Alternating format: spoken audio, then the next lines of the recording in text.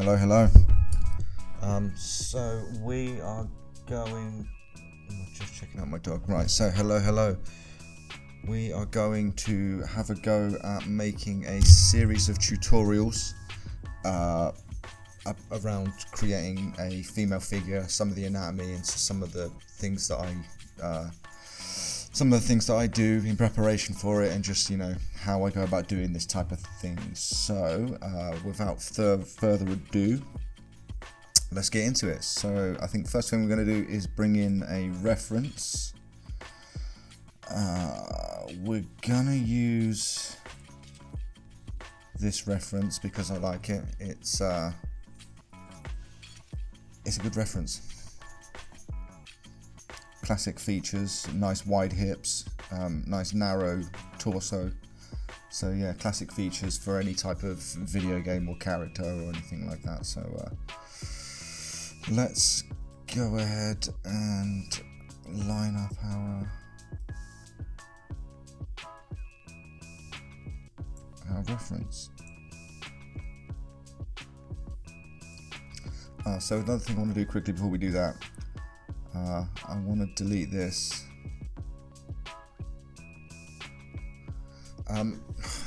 Okay, so look, here's something I've been thinking about before we get started. You can make this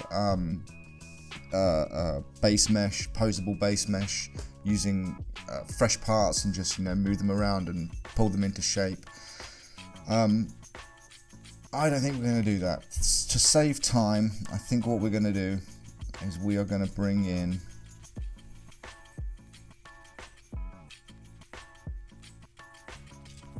stylized female, add to the scene, and I think that this is going to give us a decent base to work with. We're not going to leave it like this. We're going to trim this up, sculpt it around a little, add some extra detailing where we need it. I'll probably put some knees in here so that we've got like some partially sculpted knees and bits like that. So that being said, let's make a start on that. So first thing I want to do is line up my reference.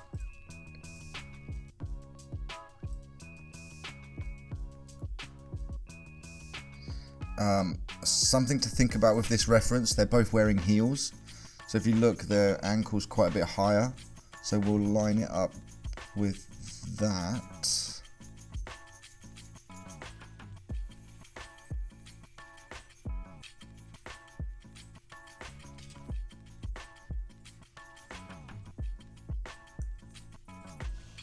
I mean, her shins feel a little long on this character, but we'll leave it, we'll work with it.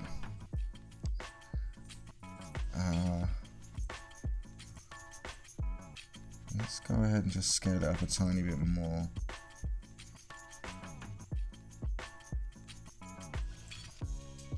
And position it then from there.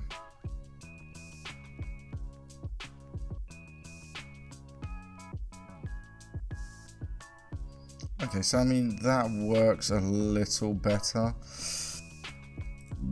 We have to obviously make some adjustments. The hips need to be wider.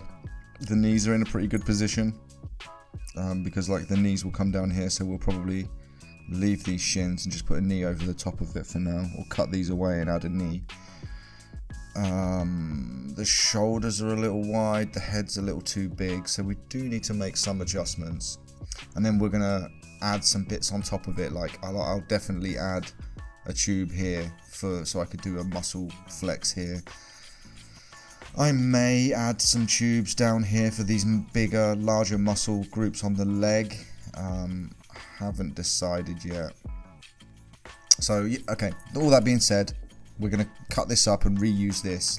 It's absolutely not out of the realm of possibility to just start grabbing shapes, circles, cylinders, and throw a mesh down to sculpt from. But I kind of want to make this a reusable mesh if I can. So let's go ahead.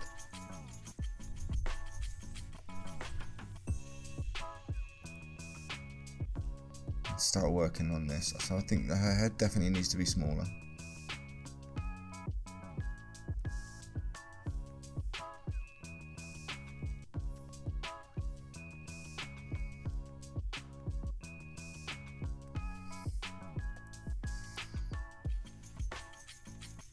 Could probably be a little more narrow because it looks a bit masculine at the moment. Her neck is definitely too thick.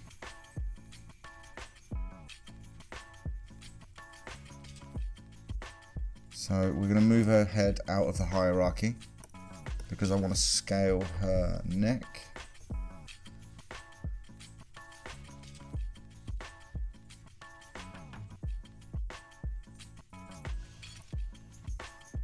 Scale that up a tiny bit as well, just so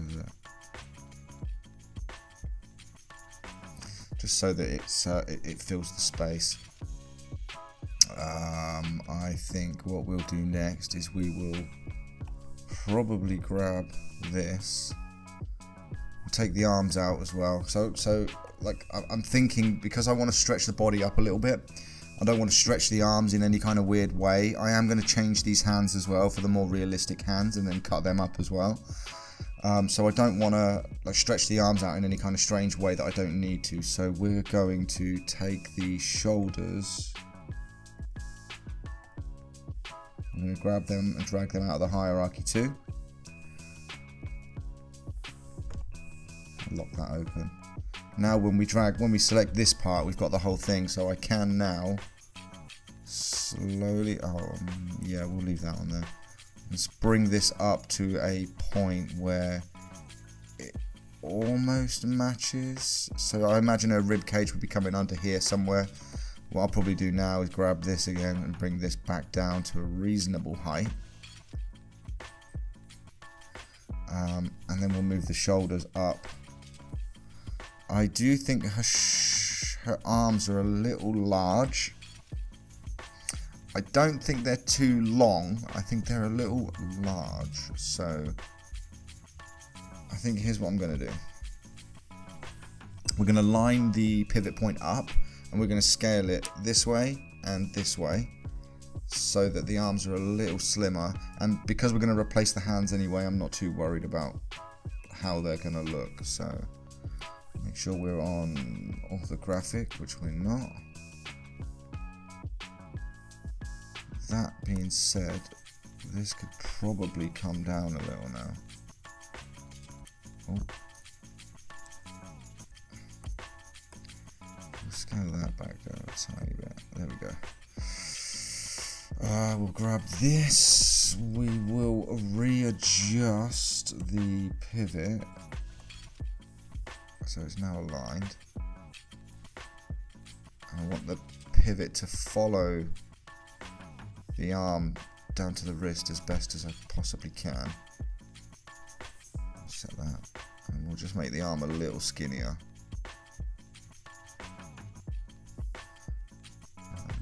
We'll set a camera view as well. Add camera front, because I don't want to have to keep readjusting the reference to make sure that I've got it.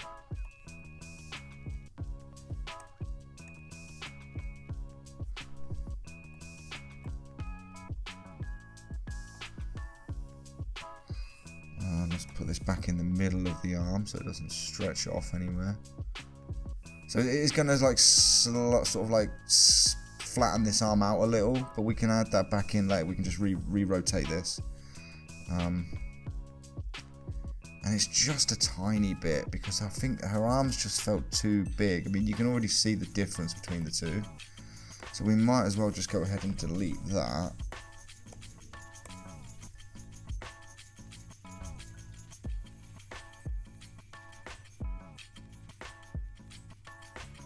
And let's widen her hips up a tiny bit.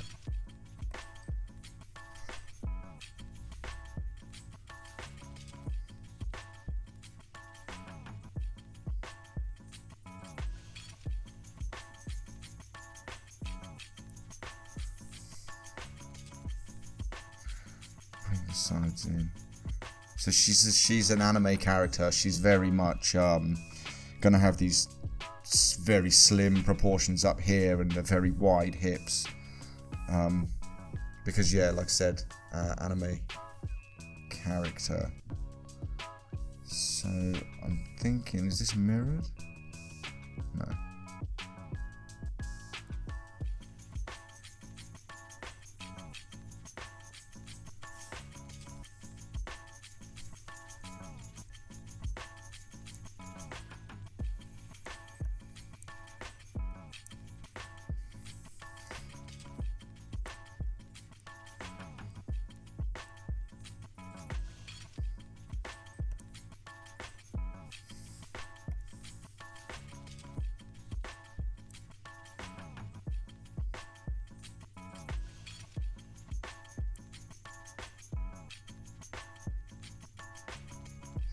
Let's not do that.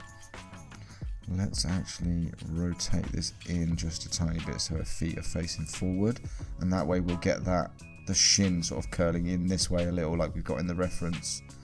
I don't think that's how your legs actually, you know, sit when you're standing. I mean, unless you're, you know, forcefully standing like that. I think, which I think maybe some girls do. You know, just girls being girls, I guess.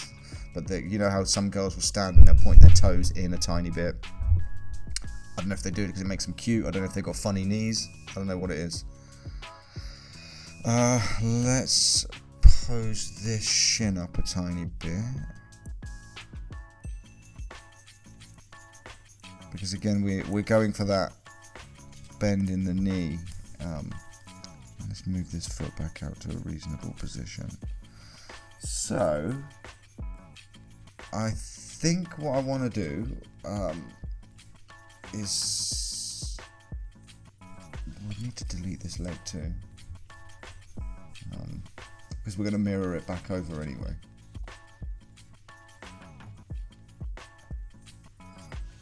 So I think what we're going to do now, we'll put the arm back in and we'll put the head back on the body. Well, to be fair, it can just be dragged into the hierarchy anyway, because we're not posing this yet. So now that we've got that all back in there, let's save. Save. So I think what we're going to do now is we're going to bring in, there's a more realistic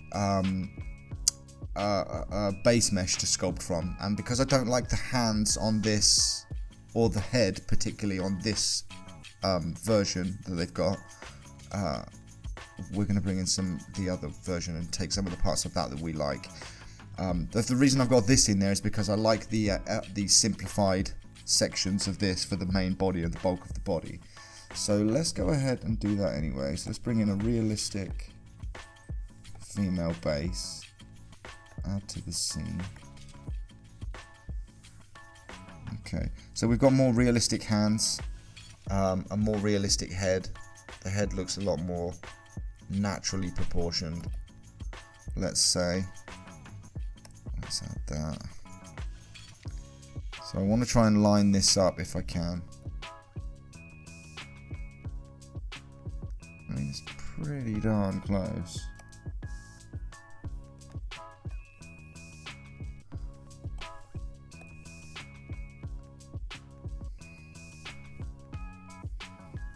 Let's try and snapping that and see if we...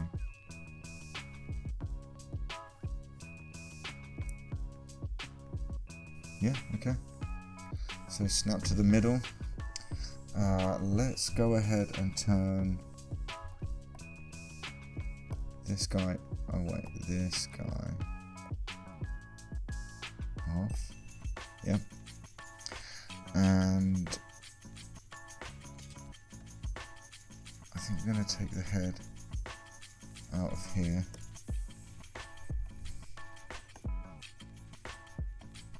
We want to change, we want to swap that head out. What else do we want? I'm not really sure about those hands, to be honest. I think we've got better ones. Let's do another. Let's Let's have a look. I think we've got better hands than that in the preset menu.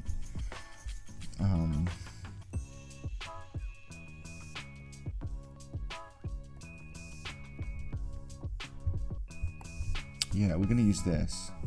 Add that to the scene. Yes.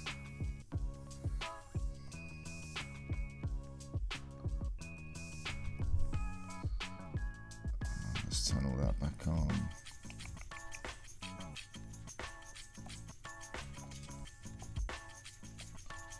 Let's delete the head from in that menu, from this hierarchy. How long have we been doing it? 15 minutes. So I'll probably, around 20 minutes, I'll probably cut out and just can't continue again. So let's remove the head from here.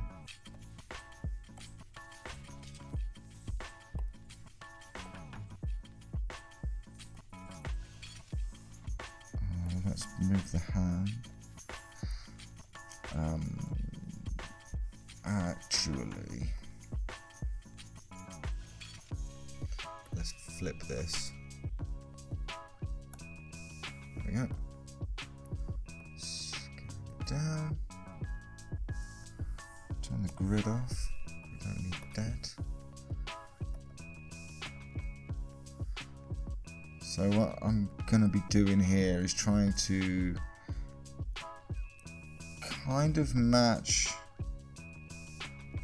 roughly the size of the hand, and then put it into the close to the wrist position. So if you notice, because these are slightly different styles, the wrist positions are in a slightly different place and just bits like that. So I think what we'll do is we'll trim this off at the top.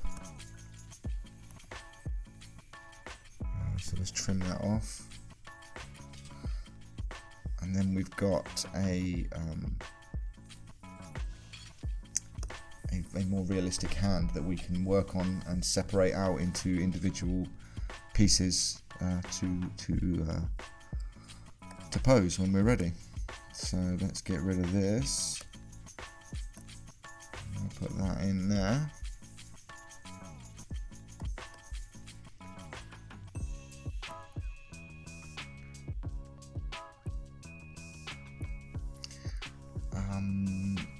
I think her shoulder's a little weird. Let's make her head a bit smaller first, because that's sort of bugging me a little bit more than anything else. So let's put the reference image on and go to why did it not save a camera view, bro?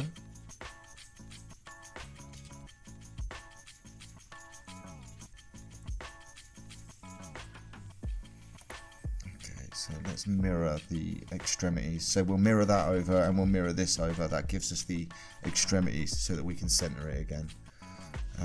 So let's mirror world. There we go. So that gives us that extremity here. So that will give us the center line there. And let's do the same for the foot.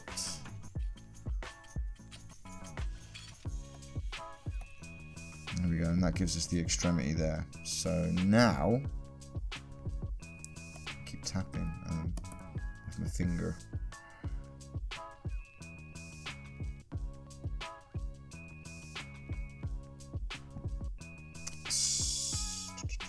So I think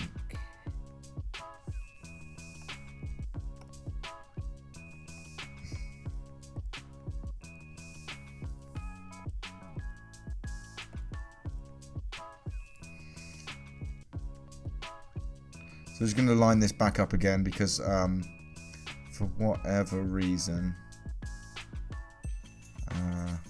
it's kind of gone a bit funny, and I'm pretty sure we saved a camera for this.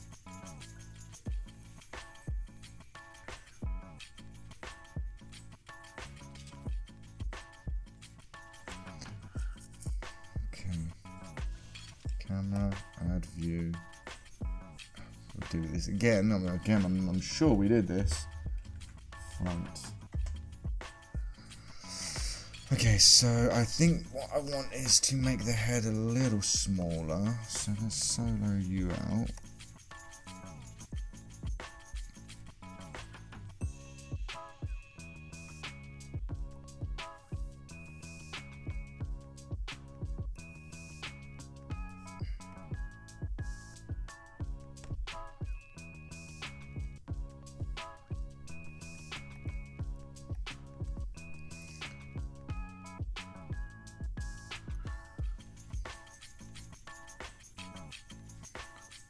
Again, I realised that she's got a very round face here. This isn't how she's going to look when we are done. So I think that we've still got the neck separate, yes. Let's just make this really small. Oh, not that small.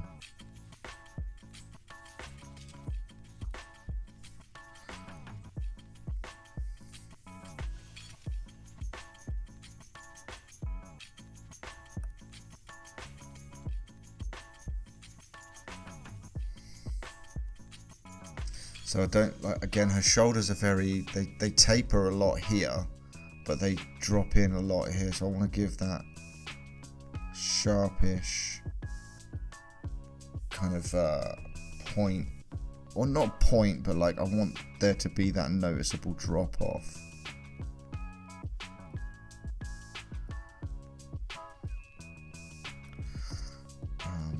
I feel like her arms, particularly her upper arms, are still very, very wide. I mean, that's not going to work.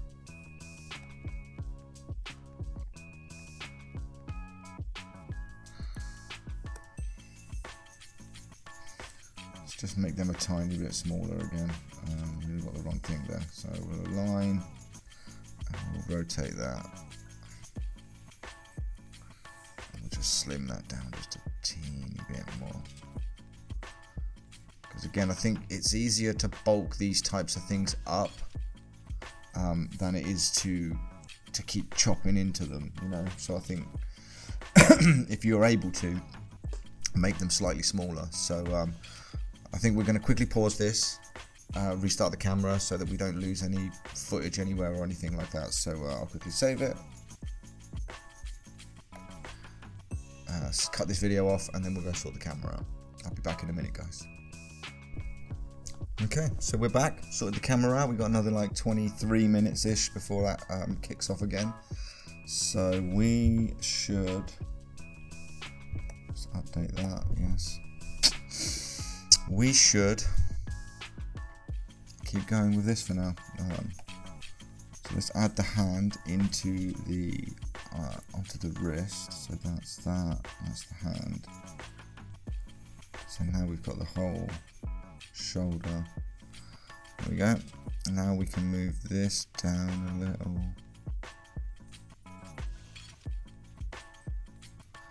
And again, this is all we're gonna pose this later anyway, you know, and like work on the some of the rotations and things like that, like where it rotates from and bits and bobs. So let's quickly just get rid of that for now.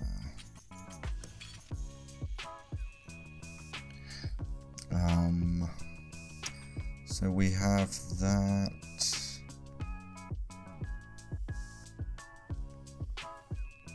We can get rid of that for now as well.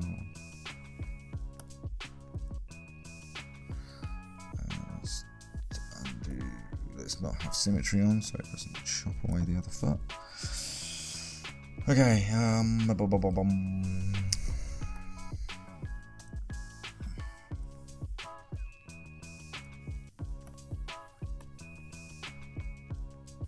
okay, so I think what we need now is to start thinking about adding some extra bits. So I want, for example, a elbow here that I can use to sculpt the elbow individually and figure out where the point is, and the same for the knee. I'm also going to want more sections on the front of her, on her midriff region, and potentially on her neck. So let's go and do that now. Let's do that first. So we're going to use the split tool for this. I'm going to grab her shin, And I'm literally going to draw out like roughly the shape of a knee. And what that should do is give us, yeah, there we go. So we've now got a knee. I'll label that as knee. Left knee, actually. Left knee. And we want her shin to be underneath her left knee. And her foot to be under her shin. Which means that we've now got the whole thing in a hierarchy again, with a knee there.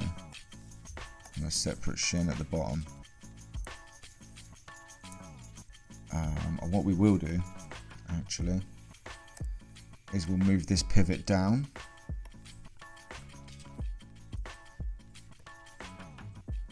So that it rotates from where the actual shin is.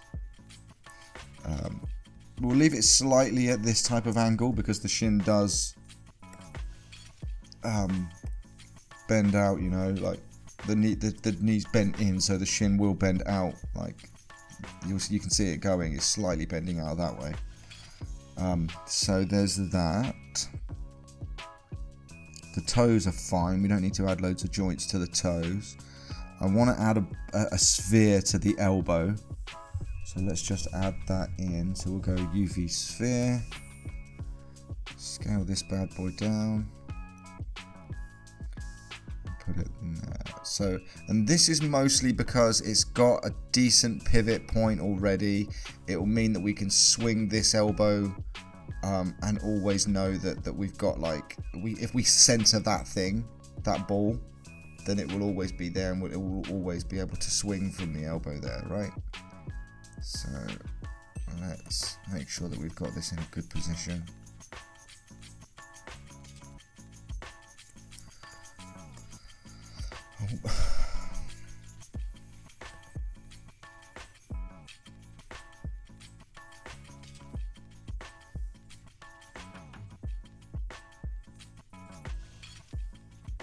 Okay, so that's that. Let's add at least one split in the neck, so that, like, we can have these parts here, the tendons that connect to your collarbones.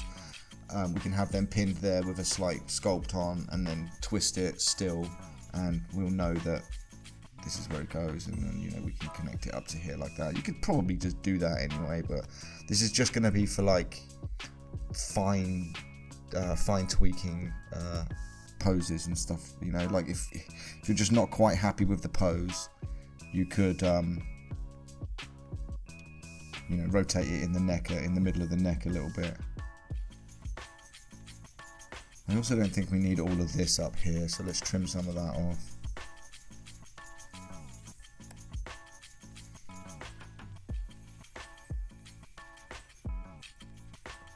Maybe a bit much.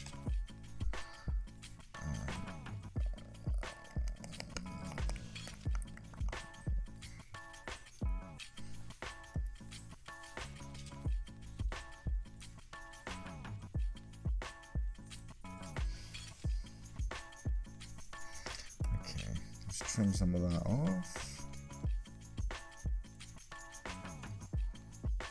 Let's split it in the middle.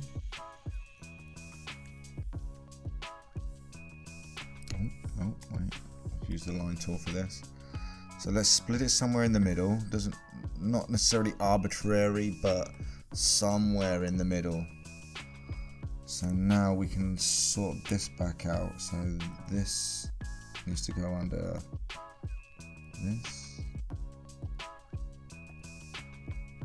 That controls that. I need the head to be connected to that, so let's find the head. We'll connect the head to that. There we go. So essentially what we've got, if we actually put the pivot in a usable place, what we've essentially got now is we can rotate this, we can come here, we can rotate that for a little further, and then we can come and we can rotate the head a little further. And it's just gonna make the posing a little bit more in depth, like we have that little bit more control over the actual pose itself, right?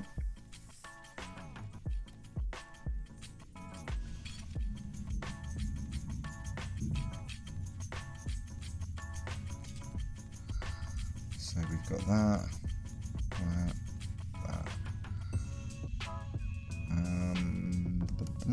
Let's chop the body. We want at least one more twistable point here, because we've got a point that we can twist here.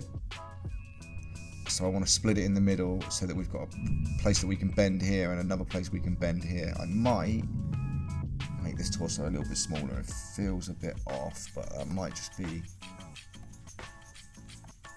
It might just be me. Okay, so let's split the torso. We'll do it from the side. We'll do it from the front. Okay, let's split the torso.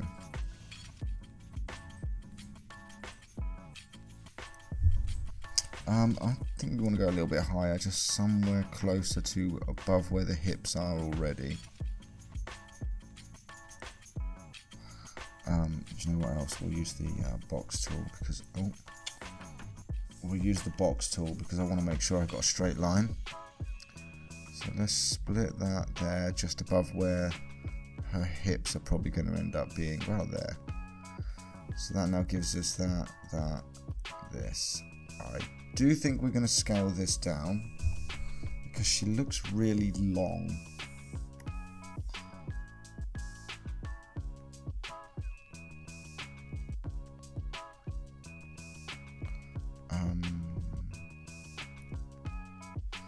Yeah, just ever so slightly.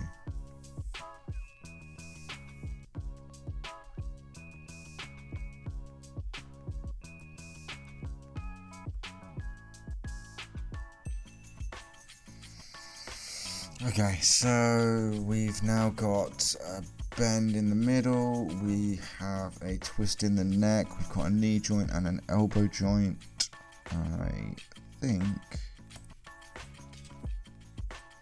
we can probably get away with that. We'll finish trimming up the hand as well, and then I'll probably relabel all of this, but I don't know if I'll do much of that on camera. Do you know what? Yeah, let's put the elbow in the right place. So we want the elbow to be between the arm and the forearm. Where is it? There we go. So we want the elbow above that, and then that to be on the elbow.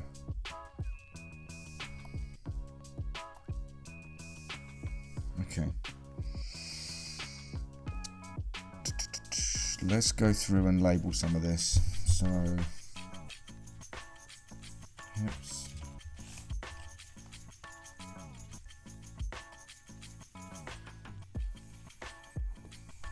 They're going to be on the next set of hips. Let's go lower mid.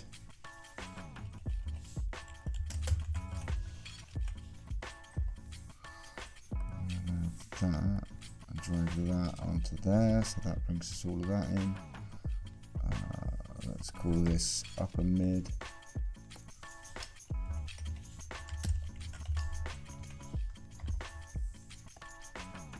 Call this chest.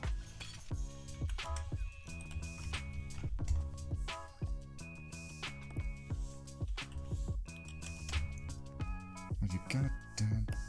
It's getting annoying, like I don't know what it is, but like this isn't always registering my presses, and it's annoying. Left breast, right breast. There, exactly there. Why did it not just name? So annoying.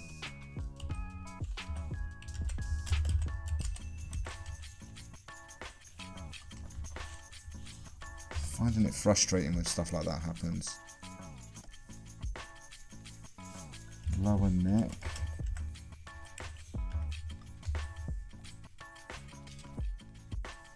Upper neck.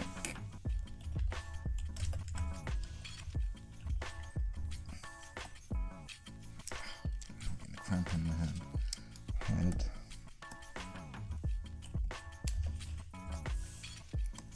So let's go left shoulder.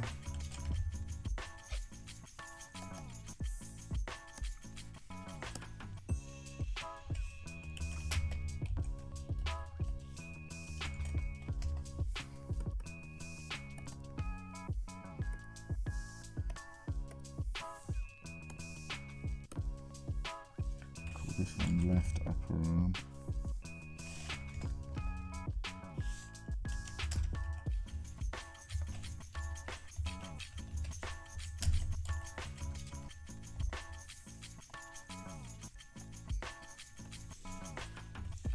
Left elbow, naturally. Left forearm.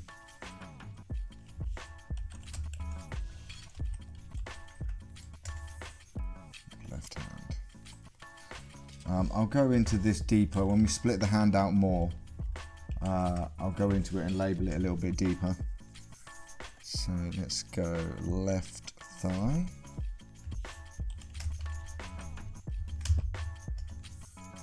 Left knee, left shin.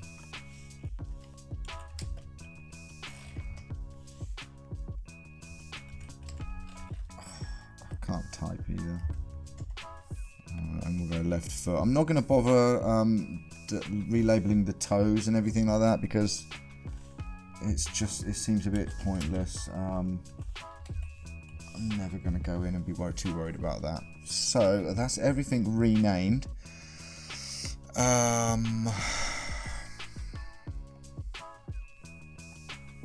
to our main view. She looks okay so far. So I think what we'll do now, we're going to start adding some of the areas where I think personally I could use some more mesh. Like I said, if I add a tube tool here, for example, let's just do it now. So I think if I draw a tube down here and have it not on that for a start. So bearing in mind, right, again, I haven't got any anatomy reference up here, but bearing in mind the shoulder muscle is going to come over the front and around to the side of the top of the arm here, which means that the muscle for this bicep is going to start up here under the arm somewhere. So we'll draw it out.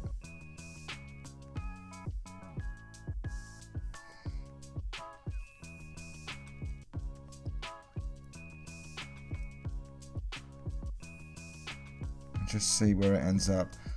Oh. So a little tip as well, like if you have the gizmo selected while you're working with the curve tool, you can come down to here and select that and move around it, and it should still it won't draw another curve until you actually select the curve tool, then it will draw another curve. So if you want to be able to move around it and still edit the curve tool, then have the gizmo selected, you come down here, click this, and you're back on the curve tool.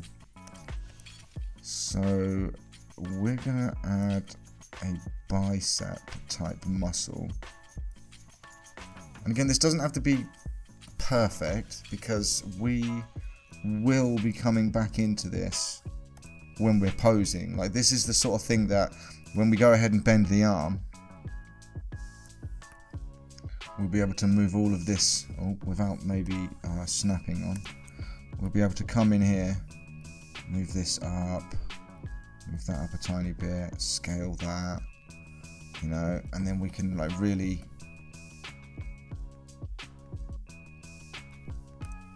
lay in that base before we even throw before we merge it and even actually throw any base anatomy at it. So if you see what I mean here, sort of zoom out a little, you can see that like it's kind of flexing. I think maybe it might be a little too far over. So if we switch back to the curve tool and go to the front view, we can slightly pull this over, maybe rotate it a tiny bit, but you get the idea. So I think I'll undo all of this, get it back to where it was. I think what we're going to do, we'll go to the side view, we'll get this all looking, nice again. And then I think, come on man, I keep forgetting to turn things off. We will move this in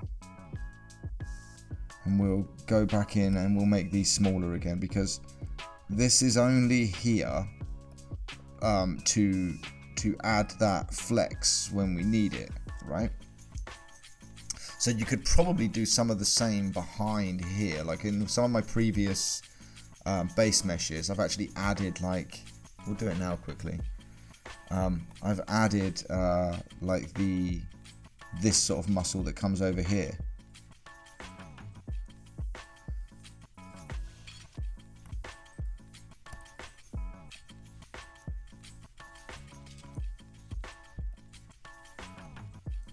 And you know, sometimes it looks like it would be helpful, other times maybe not. I mean, I might leave this on there because it looks kind of helpful, like, and it gives me it's a good way to sort of like figure out where some of these muscles would go while you're posing it, you know. So if there's as an example, if you've got the arm in a rather extreme pose or an extreme position, you can then, rather than having to merge it and wait until you're actually in the sculpt, you can start playing around with some of the more some of the larger muscle groups if you want, and sort of get that base ready. I think what we'll do here as well is we'll bring in some of this shape for the upper arm, because it's going to come into a point above the arm there. So if we start adding some, there we go. So if we just start chopping into this a little, that's never going to be that far down the back of our arm. We could probably move that back up a little as well now.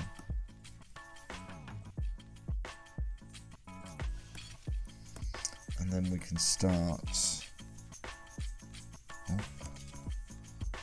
bringing some of that down here. We'll smooth that. There we go.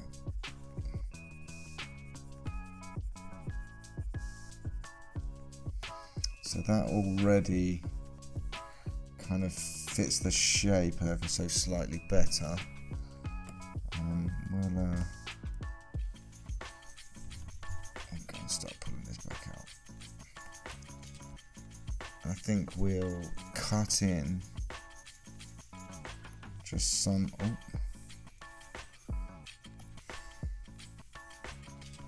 of the shapes that we know we're going to need.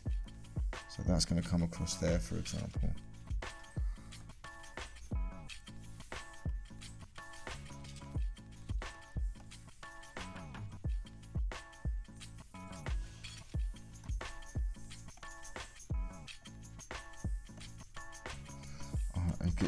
I'm getting so frustrated with it not selecting the thing I want to use. I'm getting quite upset.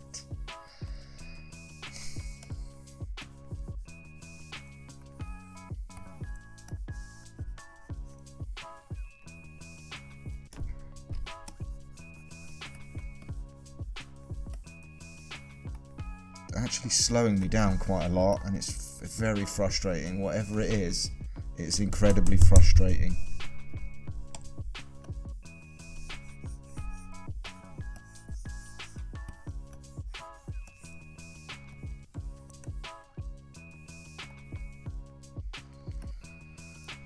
So I think we'll add some base to here, because we know that we want, and let's say that that's where roughly her collarbone's going to appear. Let's say about there.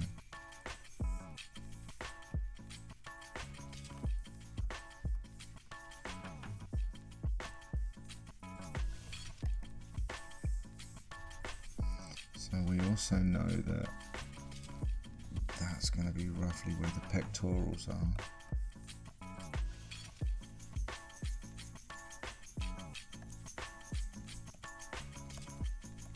Because women have pecs too, they're just not as pronounced or visible as like the men's pectoral muscles are. I also think I want to make the rib cage wider, but just like around here. So I think if we scale this up a little. Oh.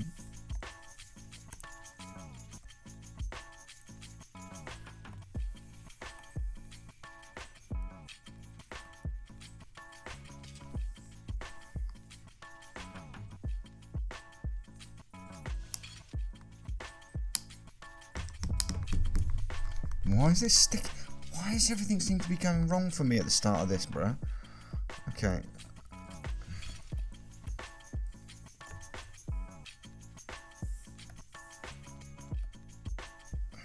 So I think we're getting there. So we'll move the boobs forward a tiny bit as well.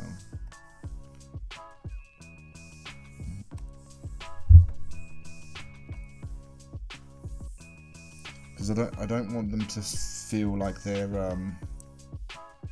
sinking into her body, because you know she does have not massive boobs, but they're probably a bit bigger and a bit nicer than what's here at the moment. So we are going to work on that, but just not quite yet. I think we're just going to push them out a little, so that we know they're supposed to be bigger than they are. So let's just keep. Oh, I might have to reset the video again, so we'll do another quick reset, and I'll be back in a tick, guys. Okay, so we're back again. We had to reset that camera because that only does like 25 minutes of footage that we can actually record. So yeah, there's that.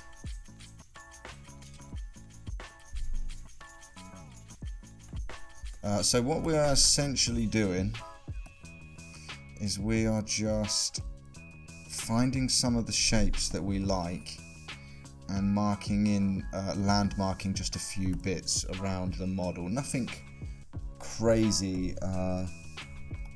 because again, like this is. Nothing. We're not going too crazy with it because this is something that we're gonna revisit as we sculpt anyway. So let's add. I'll bring a crease into her stomach here so that we've got.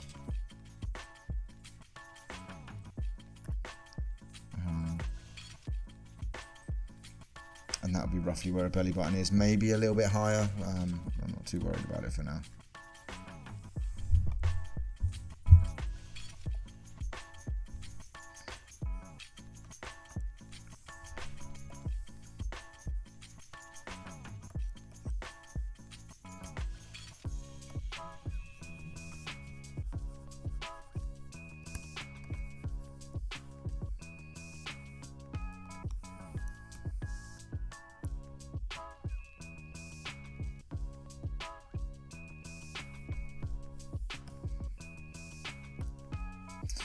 So I think another thing I want to do is add the wrist quickly. So we'll clone that.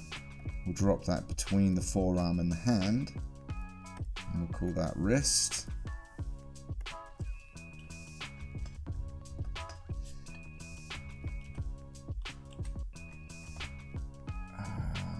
And we need to move that into position as well.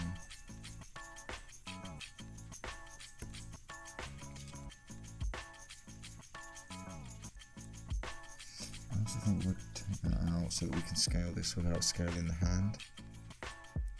And I mean, this might be something that we worry about later for when we're actually sculpting, or I don't know. I mean, it feels like it'd be a pain if we don't just sort it out. So I'm going to thicken up the base of the wrist a little, just because it feels a little too thin, like it feels flimsy and not good, not good.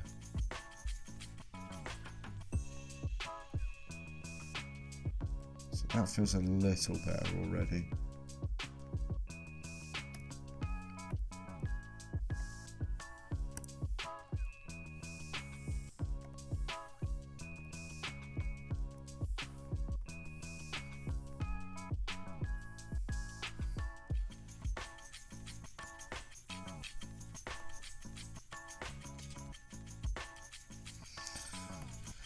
Okay, so we've got a wrist on the hand now. We've got some basic landmarks laid out on this thing. We've got a knee sculpt. I think we need to actually throw a bit of a knee on in a bit. Don't know if I'll bother with that. What I will be doing is smoothing this leg out a little.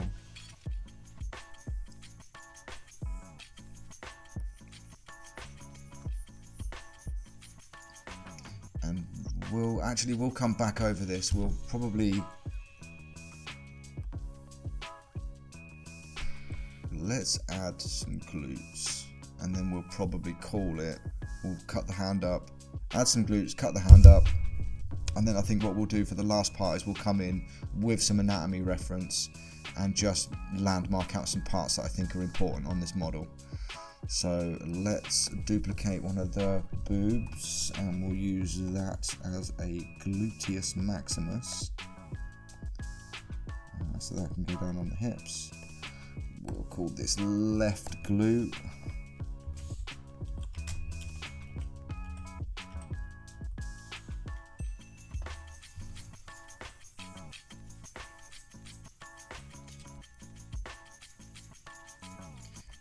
I mean, it's kind of shaped like a glute. It just needs to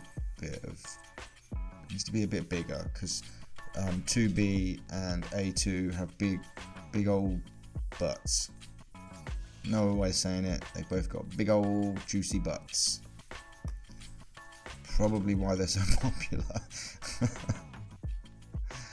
So I think we're going to use this. I want to try and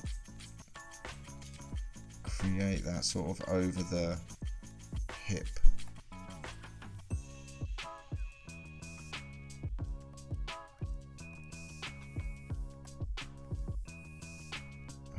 We'll move this in a little.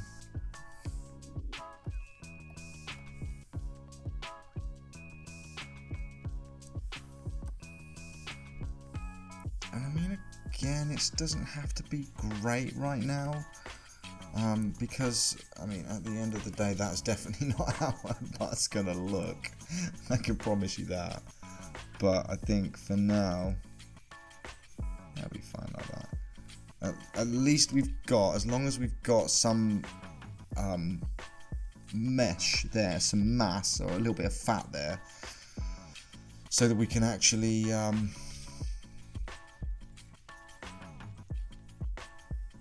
know, sculpt it. World.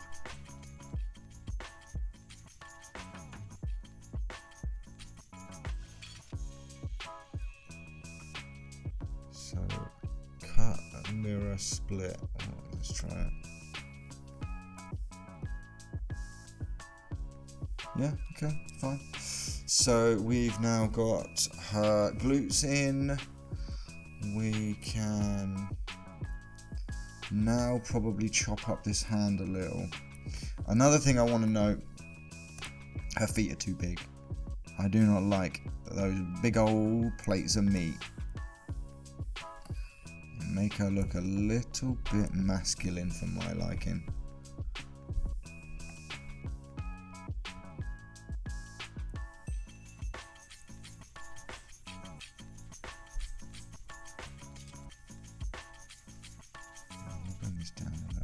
Head's a bit far up.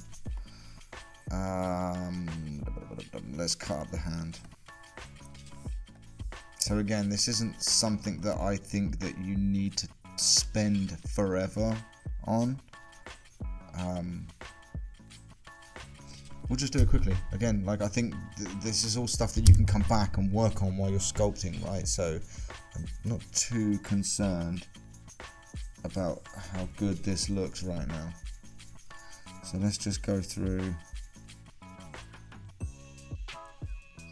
Oh wait, no, I need to split, not trim. I need the lasso tool. Okay, so that's your first finger.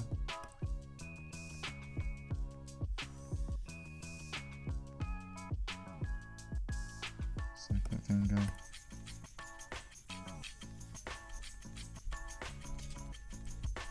ring finger and pinky. Let's cut the thumb off as well. So with the thumb, I want to try and come through the knuckle there. So now we've got that hand. So that's going to be our main. That's our main hand. We need to put that under the wrist.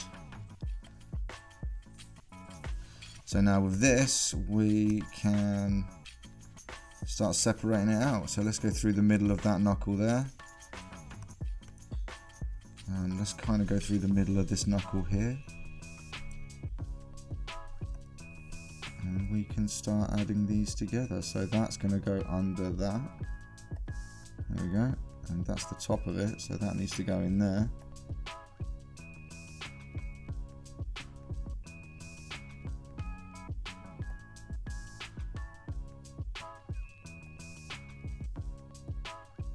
So left hand split 5. There we go. That goes in there.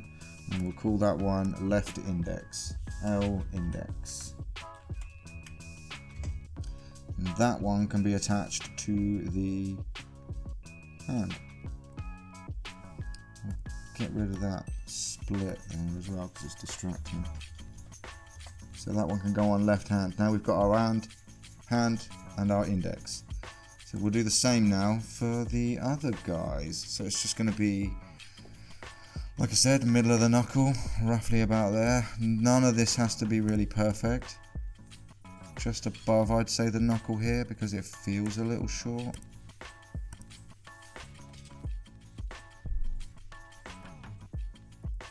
Okay, so that needs to go under that. That needs to go under that. And we've got our L mid. L mid. Boom, and then that can go under the hand next to the index finger. It's, I think, there we go. Let's do the ring as well. Do split, find the middle of the knuckle.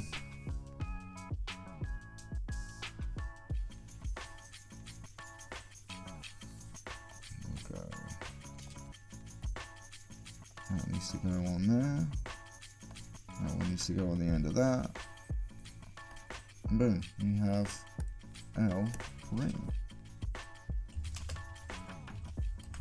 L ring. And that can be attached to the hand next to the middle finger. So we've got left pinky. Same again, using the split tool, find the middle of the top knuckle, cut it in half. Just above this knuckle because these all feel a little short. That's the top, that's the middle. Drag that under there in the hierarchy. Drag that one under this one in the hierarchy. And then it all follows each other. So you're creating a parent-child relationship inside of the hierarchy. So it's not rigging as such, but it's like just, you know, following the parent in order to make the posing easier. So let's go L pinky. We'll drag that under the hand next to the ring finger. Oh, there we go, yeah. And then lastly, we'll do the thumb. Now the thumb doesn't have as many joints in it as the fingers do. This joint here, this knuckle here, is technically this knuckle on your thumb. So we've already got the one cut here for that. So we only need to cut in the middle here. So let's split that. We'll find the knuckle where it's raised there, see? And we'll just split it there. And then that needs to go under there for the L thumb. L thumb.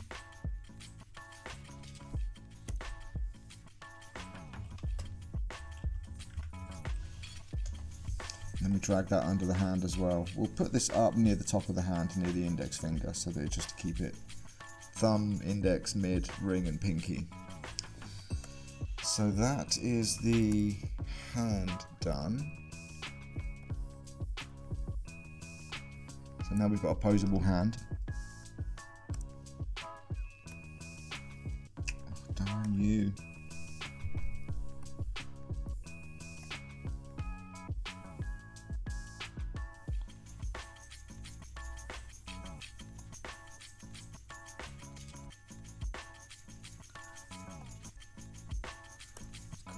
tricep, L bicep,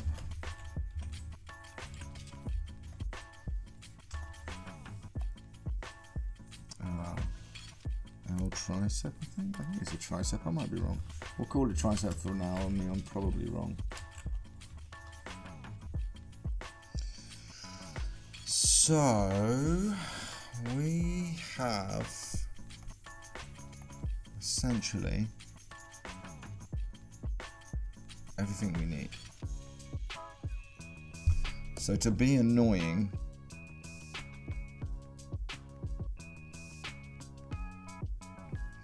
well, I don't think it's too bad. Let's just mirror these over one by one. So we're going to mirror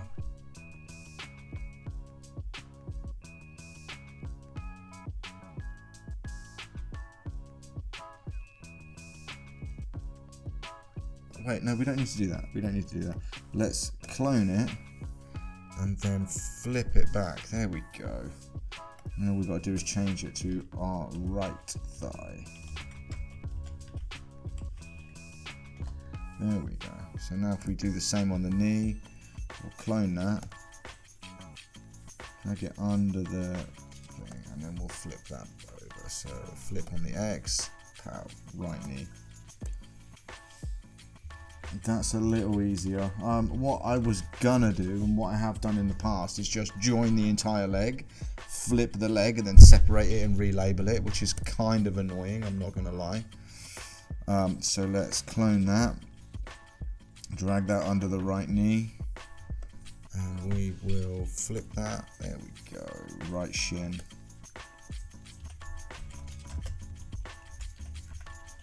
How long have we got? 15 minutes, another 10 minutes. Hopefully we can get through this in the next 10 minutes. So clone this again, flip it on the X, drag it under the shin, and call it right foot. Now, like I said at the start of this short section, this is going to be part one. And like I said at the start of this, you don't have to use this method. You don't have to use the base mesh that's in there. You could 100% come in here and just start adding shapes. It's gonna be fine.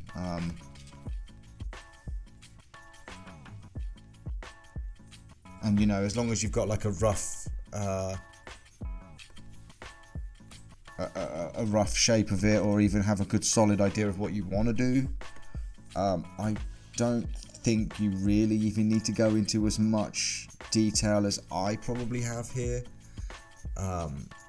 It's really down to you. I think one of the reasons I'm going in as far as I am with it, and like I said, I'll probably add some extra detail to it in a little bit, it's only because I'm going to be reusing it. Okay, so let's clone you. Boom, down you come to under the foot. Yeah, I'm going to be reusing it multiple times in future projects, so I kind of just want it to be as easy to work with as possible without it stressing me out. So yeah, we're gonna add some stuff in here, some details, basically landmarking it a little bit so that we know. Like a good reason to have a little bit of geometry, a little bit of anatomy sculpted into the legs, is that if you are posing this guy or this girl and you twist the leg up and then twist it out and you lose track of where the knee's facing or any number of things, you know, having the anatomy there is just going to help you keep control of that, so that you're not like ever lost with where you are on the model or on the sculpt, right? It's particularly in the posing stage. It's just going to be a little easier if you can see where the geometry is on it, you know. Sorry, the geometry. If you can see where the anatomy is on the model itself, it's just going to be a little easier overall. So let's clone this. Let's do the arms. Let's clone that. Call you right shoulder. And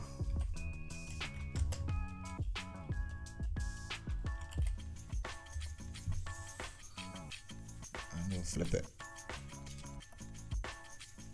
Let's do the same here. Clone. Right upper arm.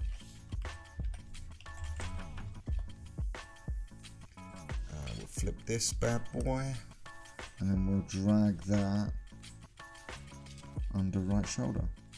Boom. So I think another thing we'll do quickly, we'll put these under where they're supposed to be, so left upper arm and left upper arm. Now we should be able to clone these and mirror these, flip these without losing any of the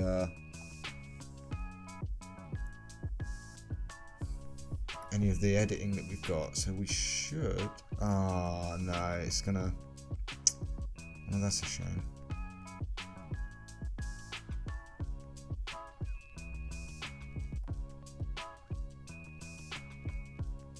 Let's do it anyway, because I think it's worth having there just so that we've got it as a landmark.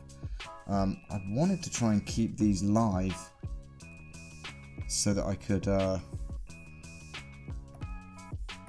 edit them still, you know, and not have to sculpt them up. But it's still going to be handy to have it as a separate piece. That way, let's say that we've got the arm really creased in here, we can still sculpt this piece separately before we do a merge, and it will be easier to create that bulge there, rather than, you know, just masking and fighting the sculpt.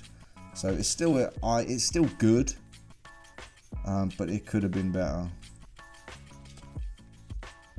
So let's call this right elbow.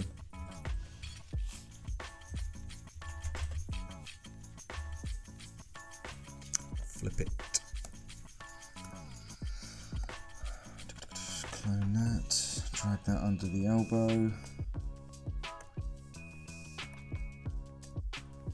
It's the right forearm. And we'll flip that. Oh, we got, it's been 20 minutes. So we'll try and get to the end of the arm, and then we'll probably cut it off. And I will do one more stretch where we do a little bit of sculpting and cleaning it up, so it feels a bit more like a base mesh of a female. Because at the moment it's still, I mean, it's still not bad. This is still good for a base mesh, but I want a little bit more from it than what we've got here. Like I said, I want some landmarks, some base anatomy there, you know, so that I've got it to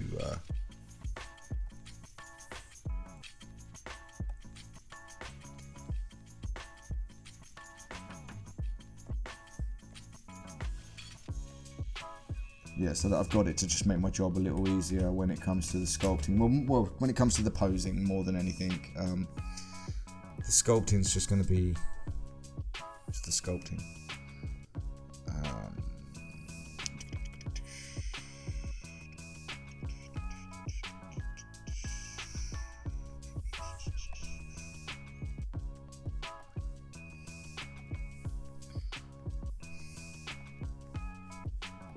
I think what I'll do is I'll label these later.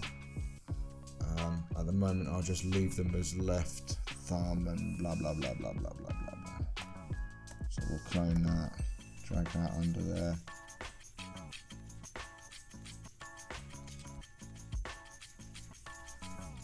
We'll flip that, and there we go.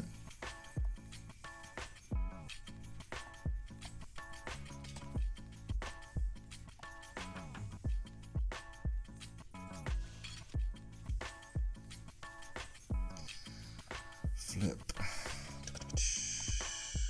clone, move and flip.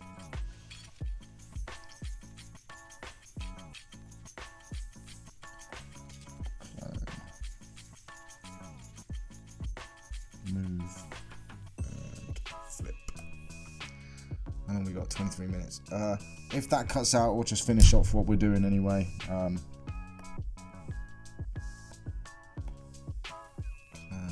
Move and flip.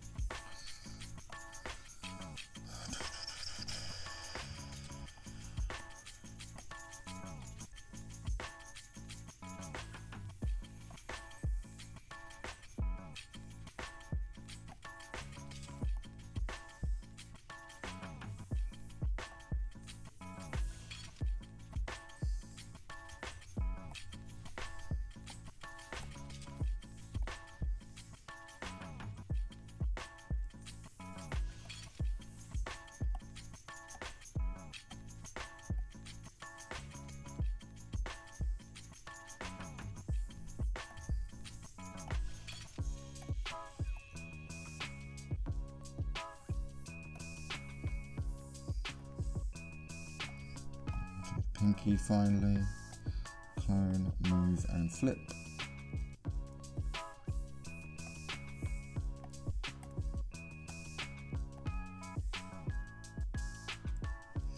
I mean, again, guys, to be fair, doing it this way is no quicker or slower, I would say, than just merging everything, flipping it, separating it, and relabeling.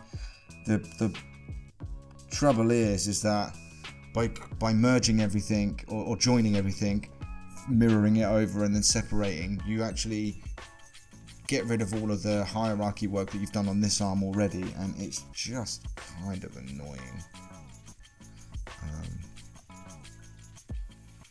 So yeah, there we go. So far, a pretty solid base mesh.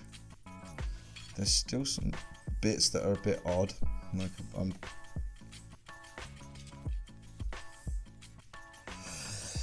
excuse me. Like, I'm not really sure about this yet. I think that'll come into its own and look a bit more realistic and believable when we actually get to posing it up. But I'm gonna cut this off. Stop that. Go and have a coffee, and then I might do a base sculpt over the rest of this. Ooh. Okay, so we're going to go ahead and add, I think, maybe some smaller details to this sculpt. We might shape the head a little better to match more with the anime style. And then I think we'll do a test pose, and we'll call that part 1, and then after that I think part 2 we'll go ahead and we'll go ahead in part 2 and start working on the pose and maybe getting a rough sculpt in there for the torso, but it'll most likely just be the pose that we'll work on for video 2. And that'll keep it nice and short, because this one's actually probably going to be like over an hour, well over an hour, I imagine. Okay, let's get some anatomy references in here, so we can just add some. Let's just go with that. I don't know, is there a better one?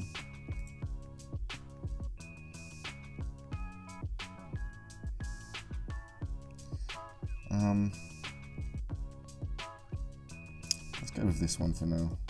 Scale it down a little so it's not in our way.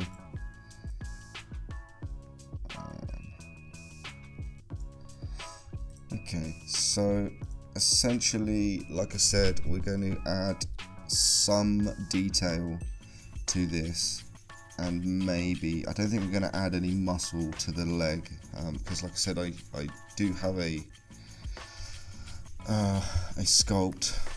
base mesh where I've added these muscles in here, but I think we'll just mark some of them out. And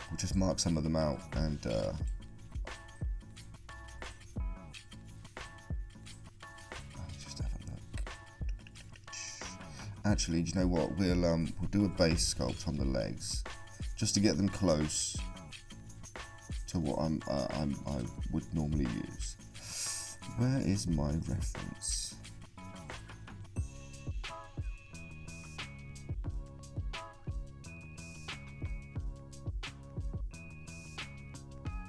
That's the one. So we're going to line it up roughly with this, maybe sculpt the knees a little.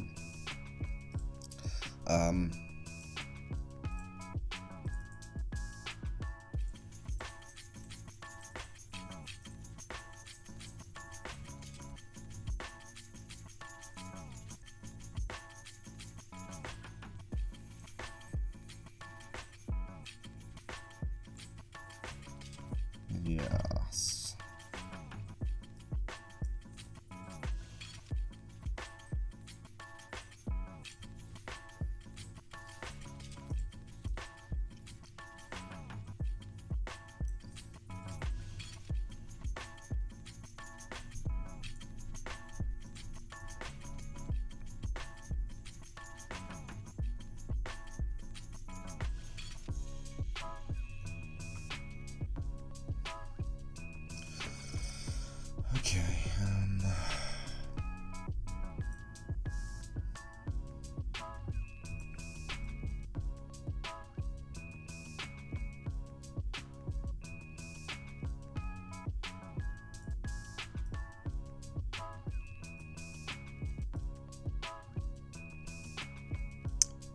That's annoying. Stay in an angle.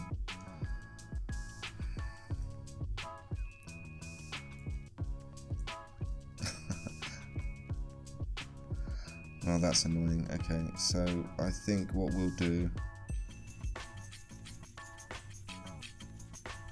Okay, that is a bit annoying.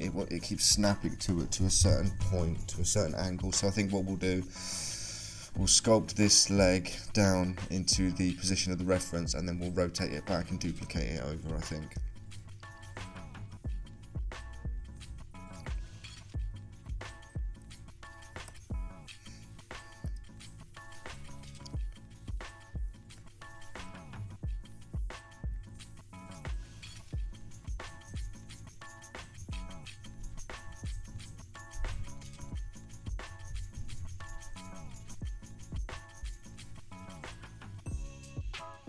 Okay.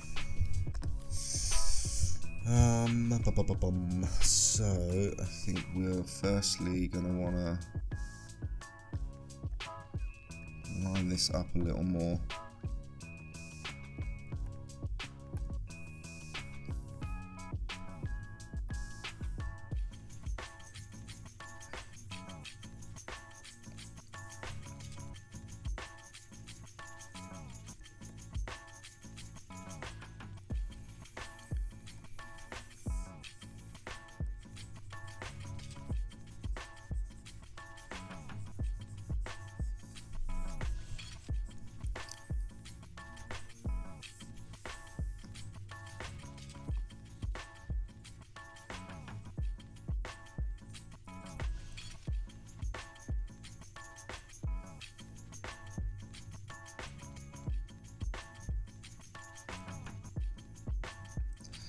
So I apologise if you can hear that music downstairs. I've got I live above a restaurant, and I think they've just opened up, and it's Friday, so they're probably hopefully you can't hear it. They're playing music quite loud down there.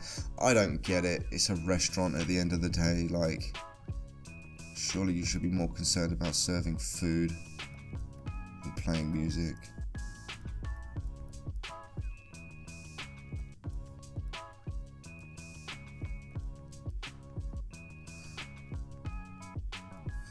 So I kind of want the front of this to move over a little. There we go.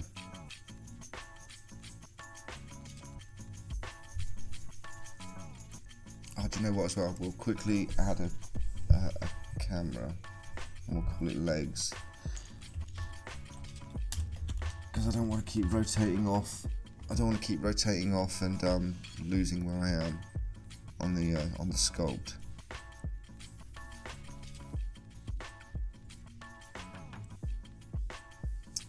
So I also think we want to follow this bone down here.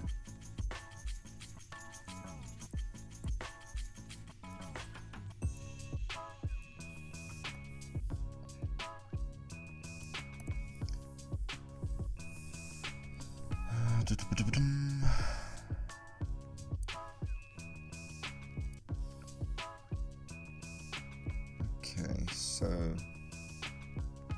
from the front, that's not too bad.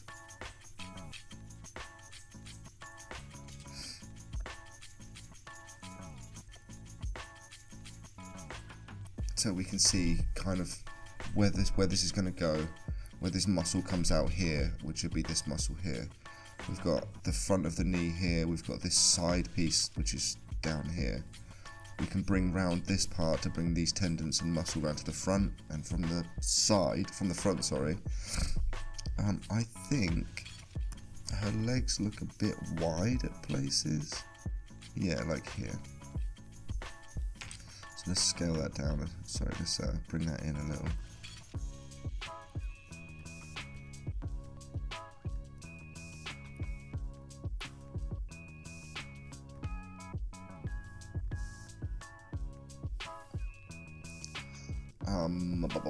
We're going to delete this leg as well, because this is just going to get in the way, and we're going to duplicate this over anyway.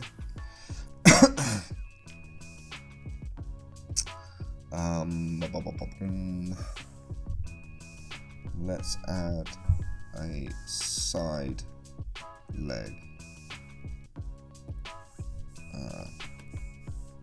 So let's scale this down so we can see what's going on, and we're going to add a side reference. Probably this.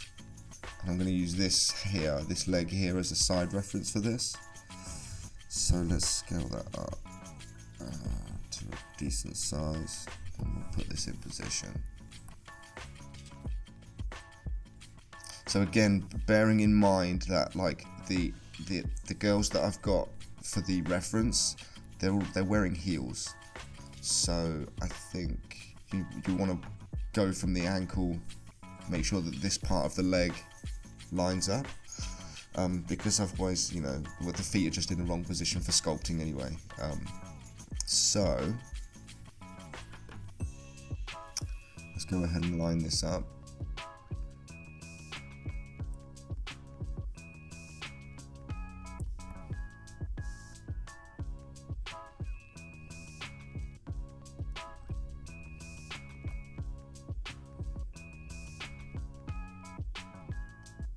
So I would say about there.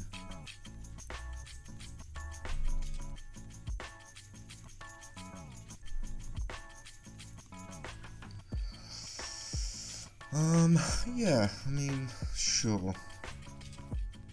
Okay, let's start lining this up and matching this reference, and then we'll spin around the whole thing and have a look and see how it looks. So let's start with the thighs. I think also we're going to bring her a little bit more to the front and line up the body, because we're going to actually rotate the legs back and try and line up this reference a little better.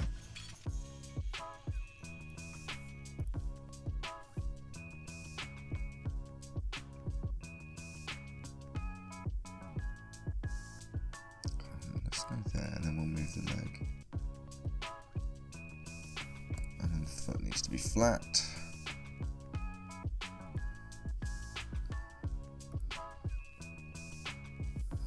Okay.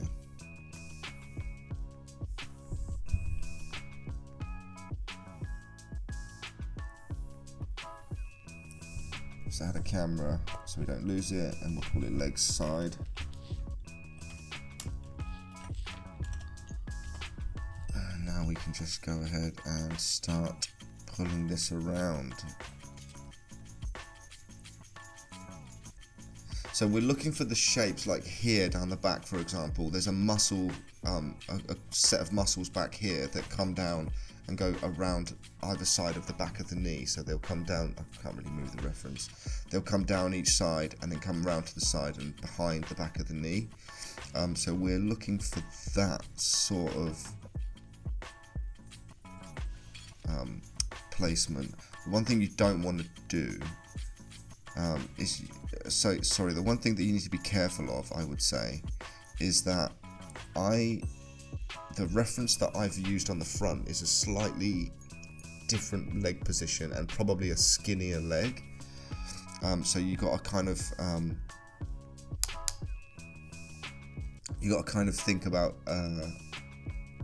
any differences between the two while you're preparing the base. So if the front is like skinnier and the side is wider, don't push this out too far, because it will just start to feel strange, like her legs will look wider one way than they do another, and that is not really what you're after.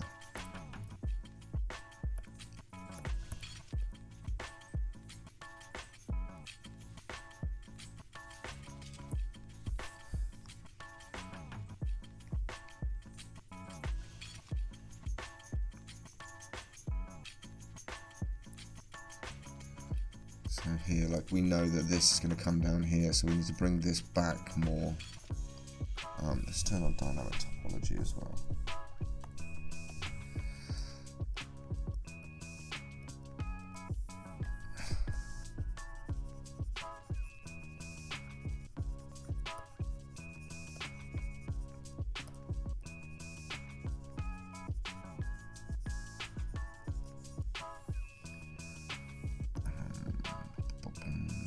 ankle's probably a little skinny. The ankles are probably just a little too skinny.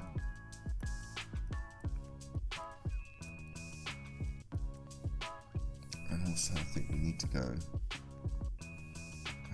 back a little here.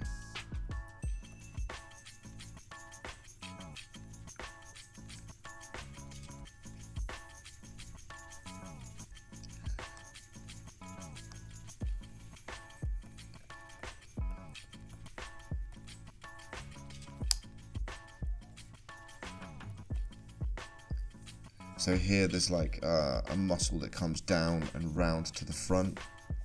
There'll be like a V shape here with some muscle going over the top, and then this muscle's going to come down. I think it actually comes through here and across down here like that. So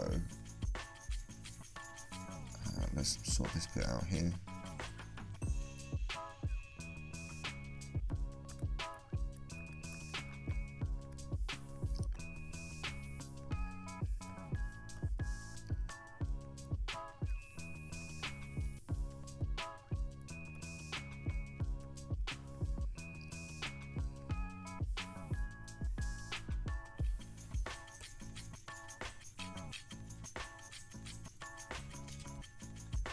I also feel like the foot's a little flat, so we're gonna just chunk that out a little, because we want it to make this shape here.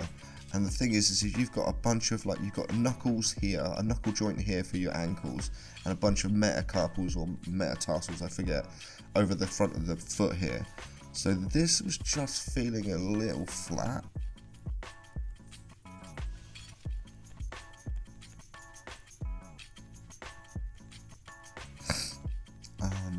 I do apologise, I've got a bit of a cold. Caught a cold off my girlfriend. Okay. So.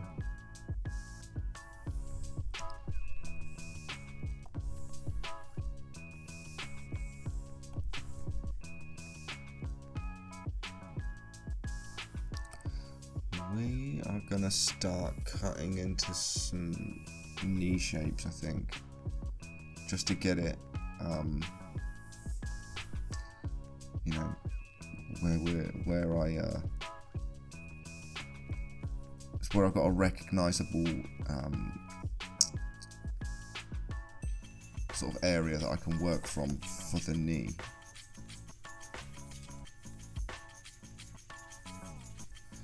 We'll add a little dent in the front as well, because the kneecap here is actually, it floats above kind of thing, so when you bend the knee this way and the shin comes around here, the kneecap stays roughly in the middle and it's connected by tendons and it kind of pulls away. So we'll add some little divots in the knee so that we know where kind of the muscle and the flesh sits above it, sort of thing. So we're just putting markers in for now.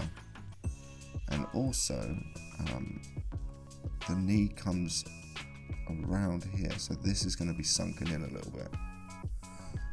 So you can already see kind of where it's going.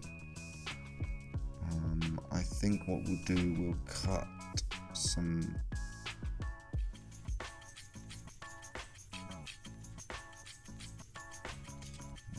lines into there, so we know that that's going to keep flowing up there. Actually, it goes kind of more round to the side, so it's going to kind of come up from there and push back, because this is a big pad of muscle here.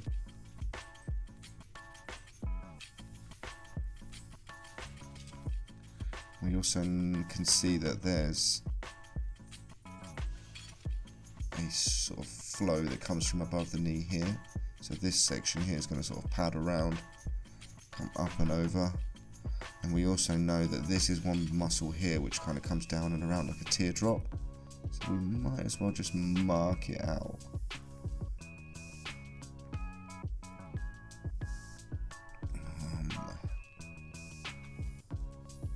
We'll smooth that out a little.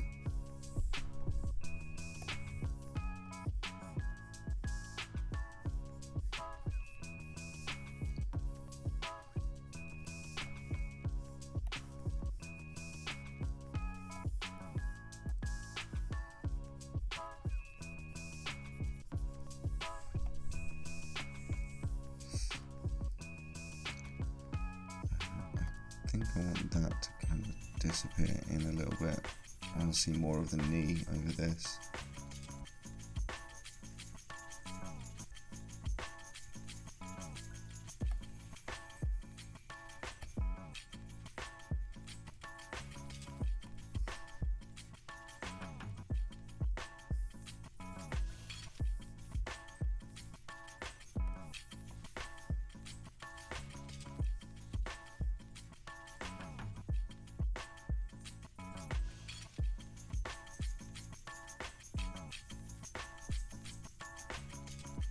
There as well on the side.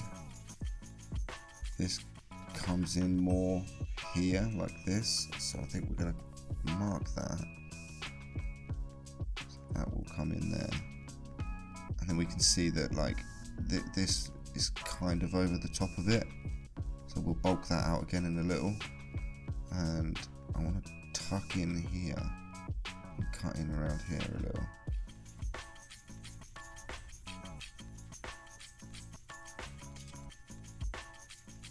That could probably be even higher, to be honest, further up the knee, like maybe here.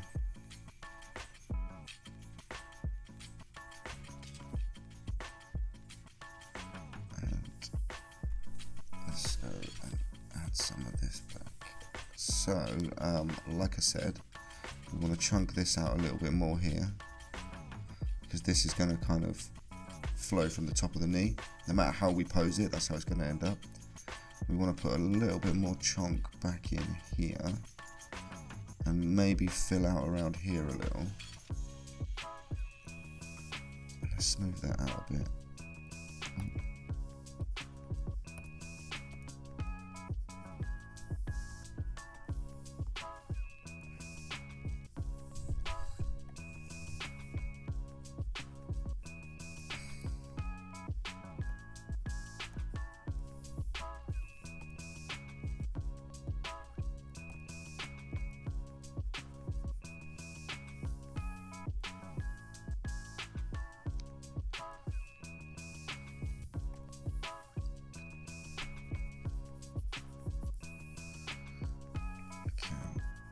So the front doesn't look too bad so far.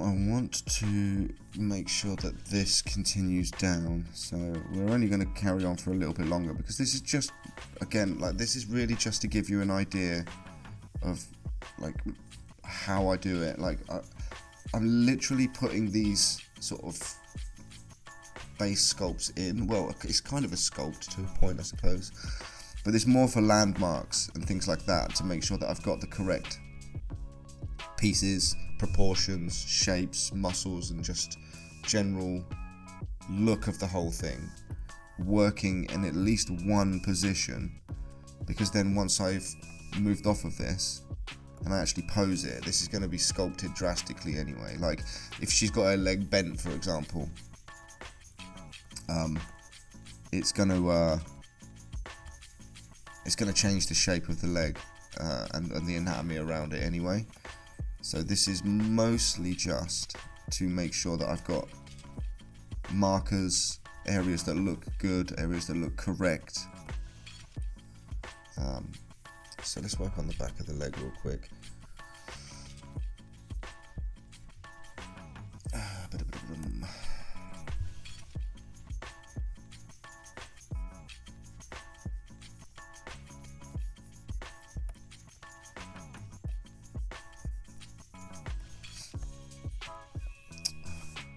It's so annoying when it doesn't switch to the tool I want.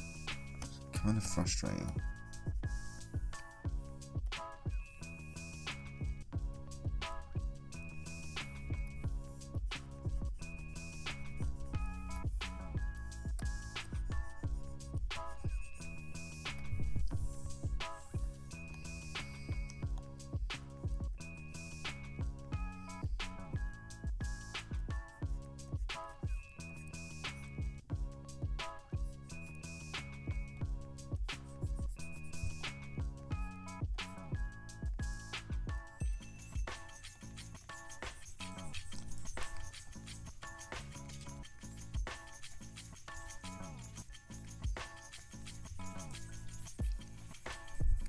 So I'll finish up this real quick and then I'll go and double check the camera, because I think we've been at 24 minutes. It's probably going to cut off soon, if it hasn't already.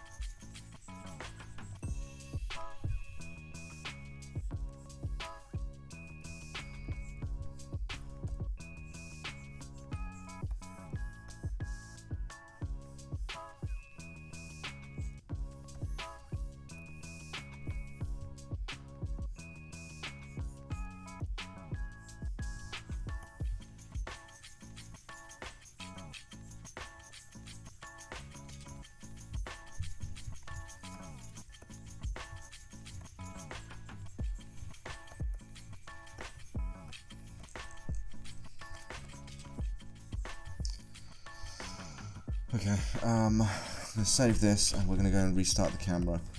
I shall be back momentarily.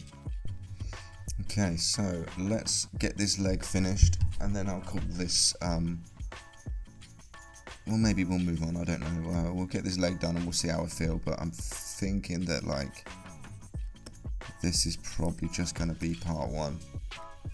I mean, maybe, we'll see.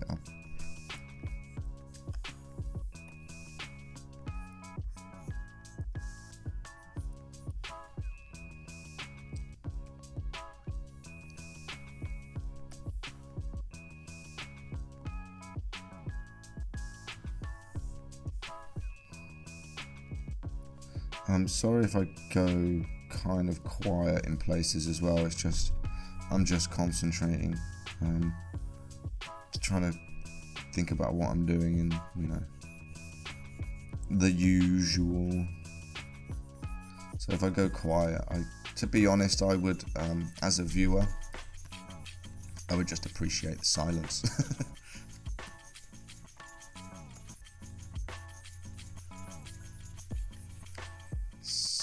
Let's cut in. We know here, for example, that this is roughly what the calf muscles are going to look like. This is just rough. We also know that that's going to come down. We've got like a tendon that goes down the back of our legs here. So we'll flesh that in a little and we'll smooth this all out. Again, none of this has to be even well done for now. You just need a, I don't even want to call it a placeholder, but like a suggestion maybe, or an idea of where the anatomy is on the sculpt.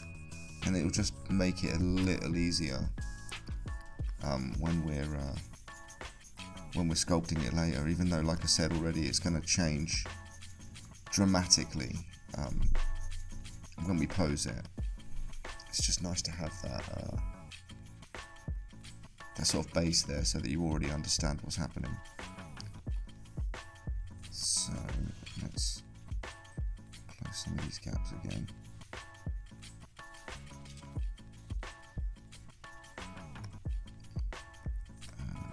And also know this is going to run all the way down either side of her leg. Let's just flesh some of that out back in there.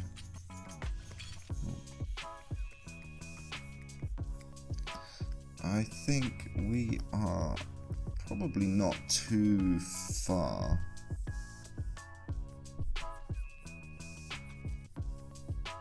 from being able to just kind of come away from this part of the leg.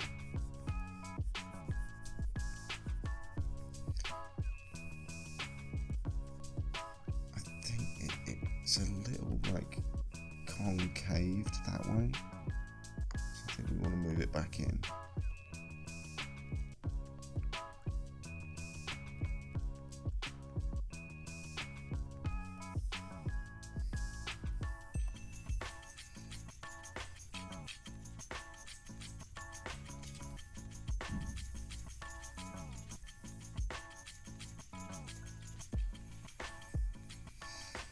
mean, that's not bad. It's a little rough in places, but like, again, it's something that we can always worry about later. It's not something I want to be going bonkers with now. So I would say, as a rough base leg goes, that's not bad.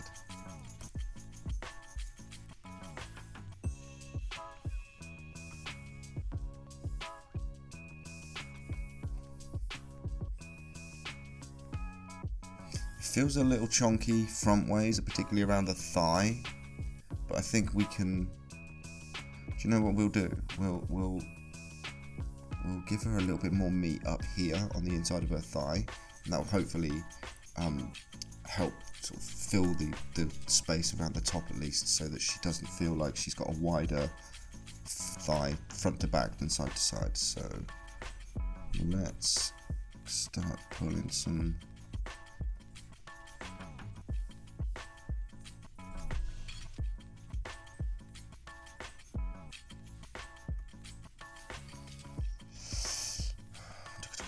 Another thing to be mindful of is that, like here for example, I do this relatively often in some of my older sculpts I did. This needs to be sort of chonked out here as well, and it's an easy thing to forget that, like, you know, if you're concentrating on the front for example, it's just easy to forget that the whole thing needs to be chonked out around. And something that used to happen in a lot of my old sculpts is I'd end up with a line here rather than a curve that was running around it, you know.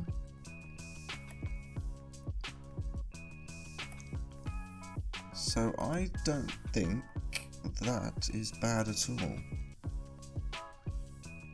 She's got some decent meat on her thighs. There's some base anatomy in there for a lot of the stuff that we're going to be concentrating on later.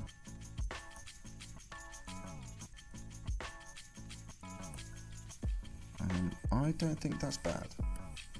So that's more than enough to work with. That will give us a line for the knees, so we know where the knee's about to go.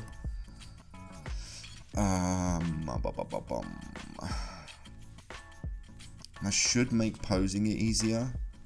I'm not going to do the same with the arms, because again, that's something that I've kept these separate because I want to be able to add that flex if it's there. We might work on the rib cage and the boobs a little bit, because they look a bit pancakey right now. Like, I mean, nothing wrong with that. Don't come at me, ladies. But yeah, I think if we're making an appealing character, and 2B is literally, she's supposed to be an appealing character to, she's supposed to be attractive, you know. So I don't want to leave her with little pancake boobs. So we'll work on them. We'll work on the rib cage a little. Let's have a look at our reference again and see what we've got in our reference stack.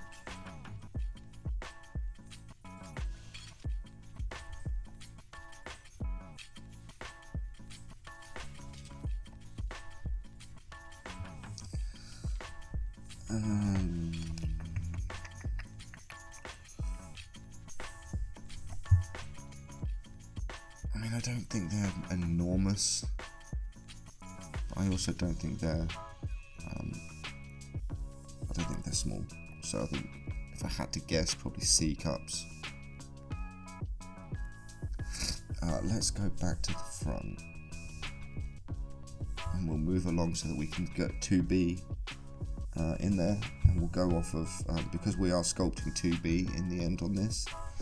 We'll go from the body shape of 2B. So let's move this over. I keep doing that. Gosh darn it. Right, front, and then it's not side, it's X position. There we go.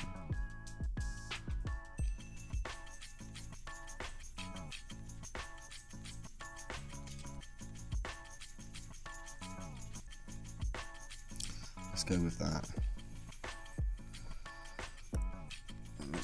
solo that out. Okay, so I mean, it's not too bad.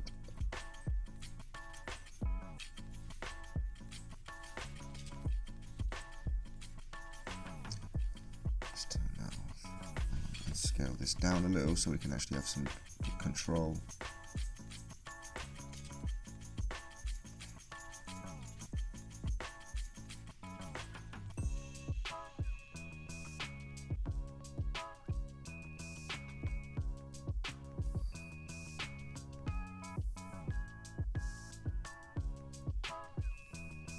Okay, so let's turn that on.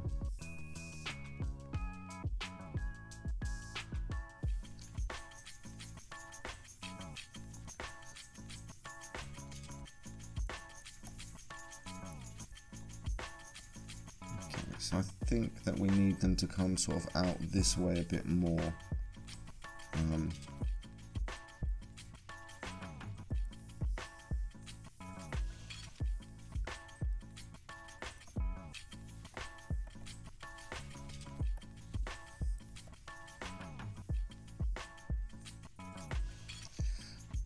I also think, like, we have to remember that these they're fat. It's a ball of fat that hangs off of the pectorals, so it's gonna sag from. It's gonna catch from kind of up here. So it's gonna come down there. It's gonna be also holding roughly here somewhere in the middle. So it's kind of let's put a mask on that so that it's a little bit clearer. So if you think about it, it's gonna, the boob's gonna hang from like here and roughly in here somewhere. So I think we'll start cutting in here a little.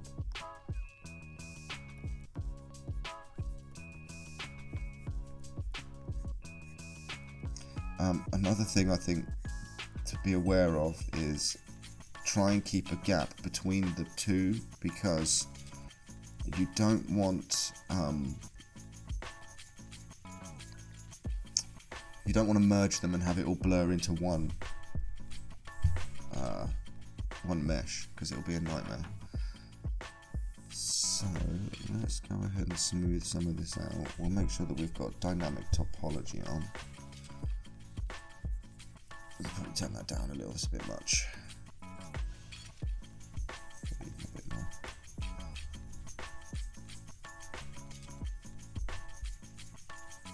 So we're looking to make it feel like a ball of fat, a ball of weight that's sort of strung from here, sort of around the edge of the pectoral and the middle of the chest. So I think we'll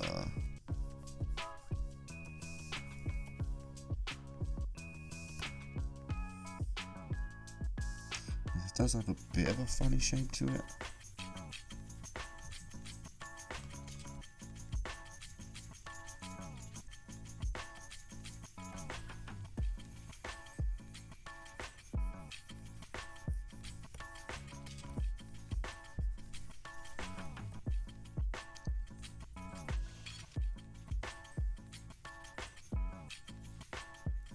I mean, we can add weight later. I'm just trying to make sure that it's evenly sort of distributed weight and mass.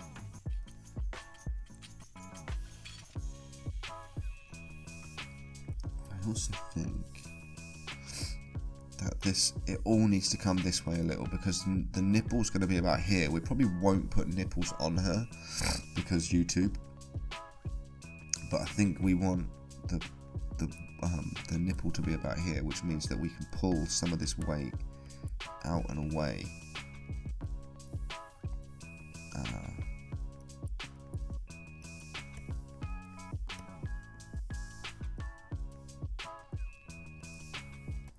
I don't think that's too bad.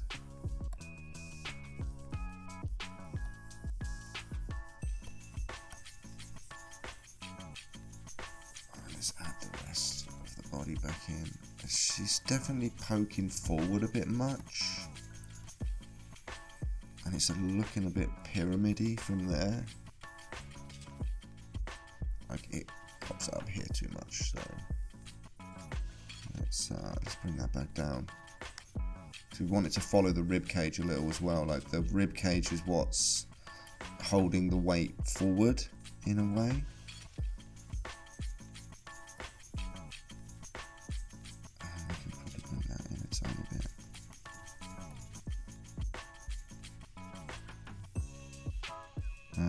Also, another thing to consider, which we'll probably come back in a little bit and just worry about that, because this sits on top of the rib cage, this wouldn't just go into the shape there like that. So we will come back in, we'll cut a line in here in a little bit and make sure that we are we're following that rib cage for the shape and the weight that we'll be looking for.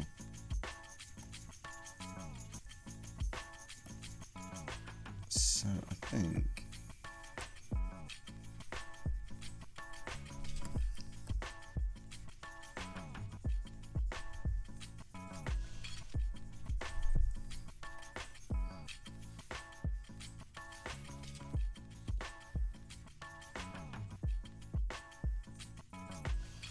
see it pops out there a little much and it feels a bit cartoony, so we'll bring that back in a little.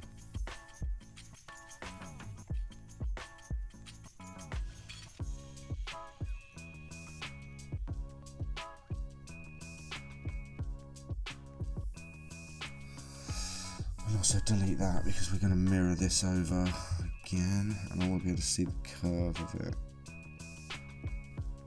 I don't think that's too bad.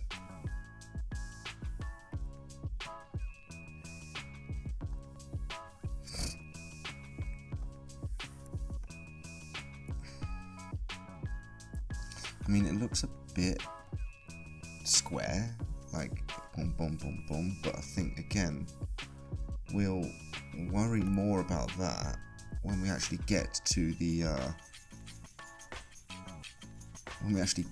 pose, because she could be leaning forward for all I know, which means that, like, if she's leaning forward, the weight's going to be down here, right? So I think that's probably okay for now. Let's clone that and we'll do our usual flip to X. So now that I've got them both on, I do think that we need to bring this up here more. So we need more visual yeah, that looks a lot better.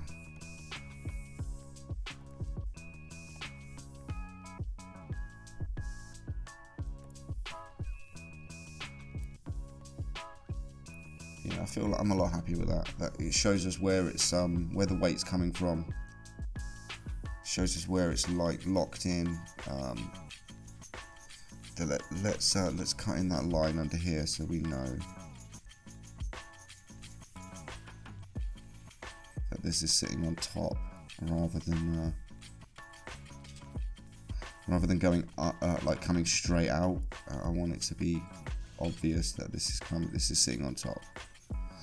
So that's not bad.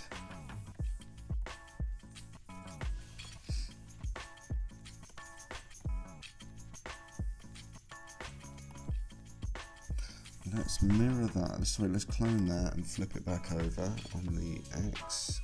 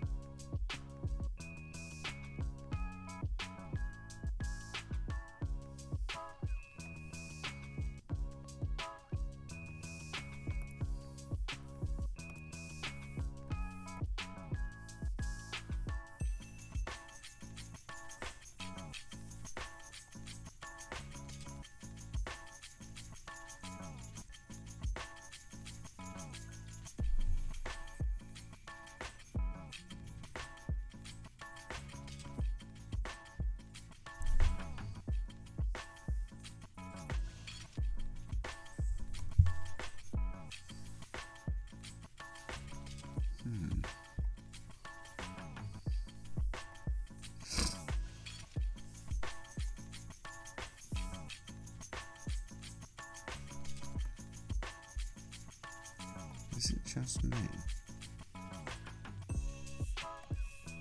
Or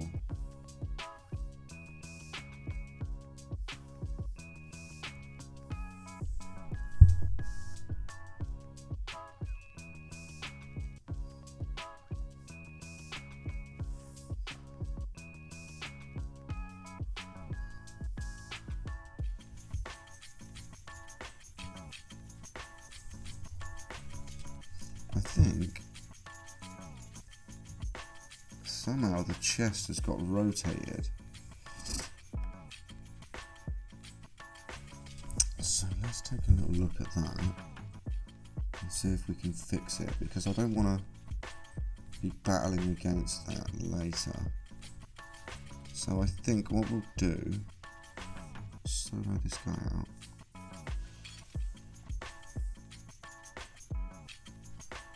Mask.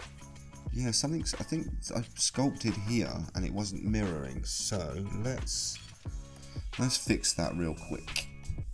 Let's make sure that we're not duplicating mirroring it there. So what we're going to do, we're going to cut this in half.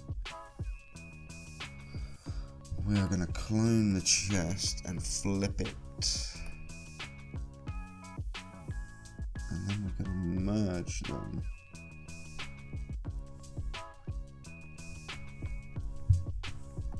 Do a voxel remesh. Doesn't have to be a crazy high amount. And that should now be mirrored directly across.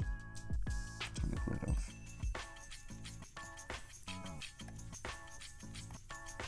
That is better. So if you've ever accidentally not had symmetry on or anything like that, the best thing you can do is get it back to the center of the world, cut it directly in half of the grid on, and then duplicate mirror, duplicate flip, and then do a voxel remerge or voxel remesh. I think we've also got the same issue going on with the face right now.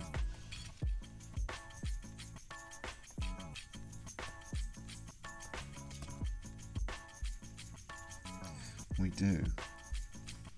Okay, so let's grab that. We'll fix that real quick.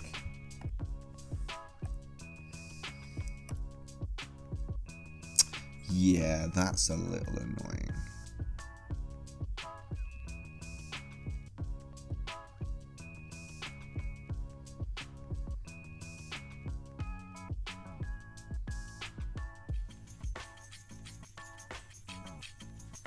That looks good enough.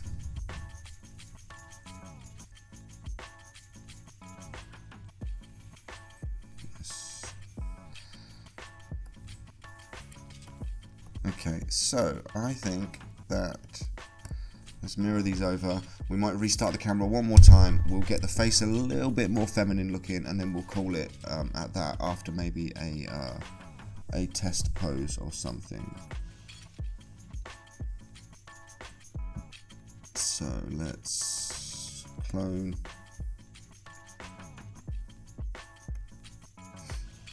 Flip. We'll just call that right thigh for now.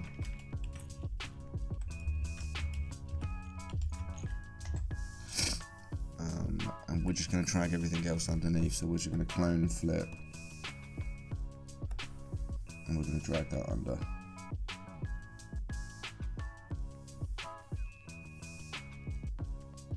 Oh wait.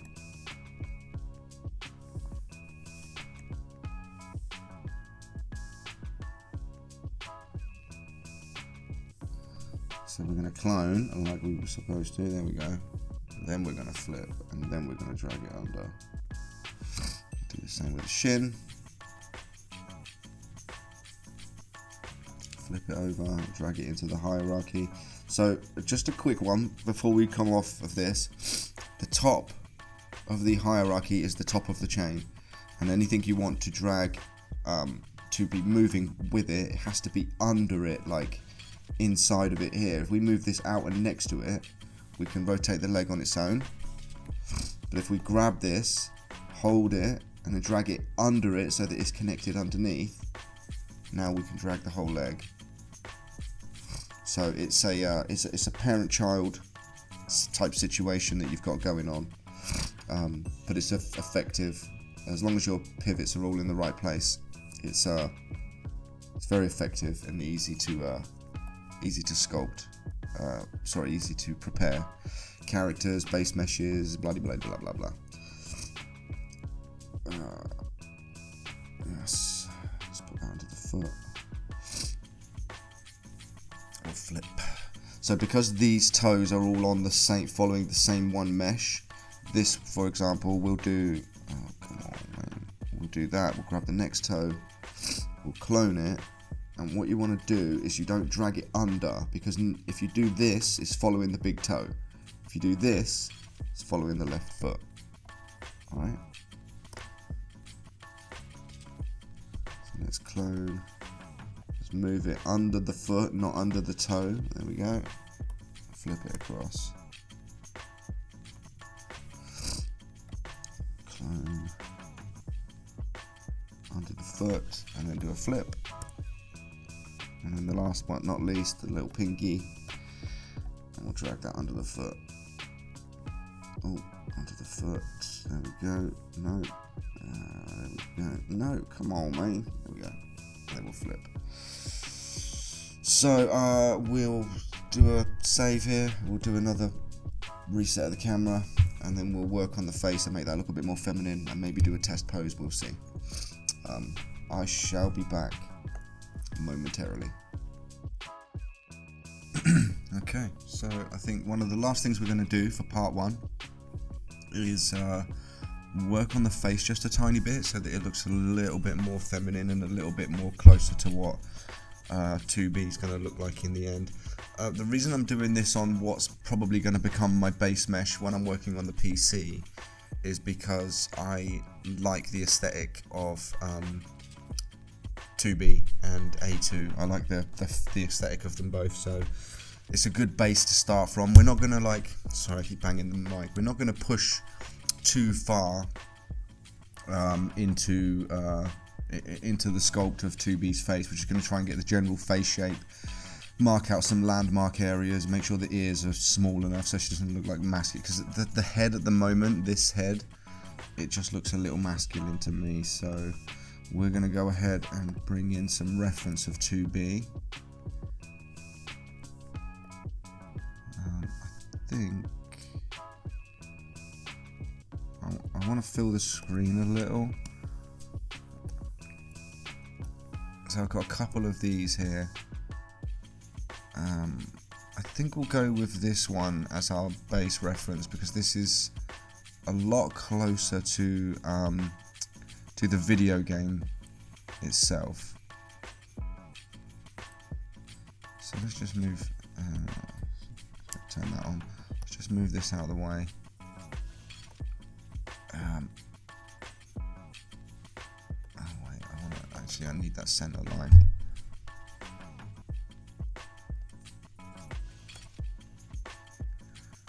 So we want to line up the middle of the face as best we can.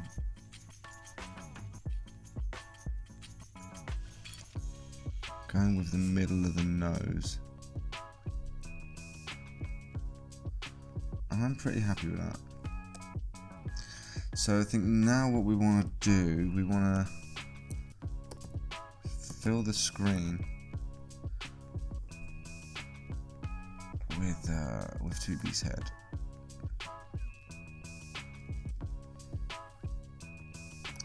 Okay, so actually I think what we'll do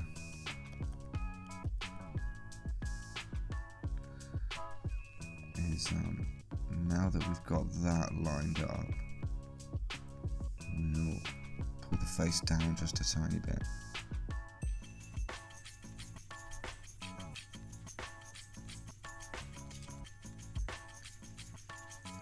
I think we're going to try and line up the nose and eyes because everything else we can kind of pull around. I keep banging the pen on here. So let's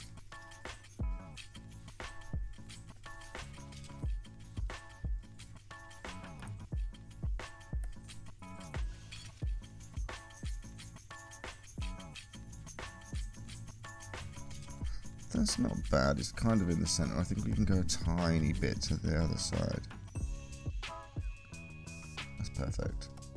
Okay, so we've essentially got it lined up. We've got our face in there. If we turn wireframe on, you can see it a little clearer. Shush, Flo. Don't start barking. Hey. Oi. Go and get in your bed if you're going to do that. So we've got it essentially lined up roughly where I think it needs to be. The eyes aren't in a bad spot. The nose is a little large. I think mostly I want to change the shape of the face. So let's do that.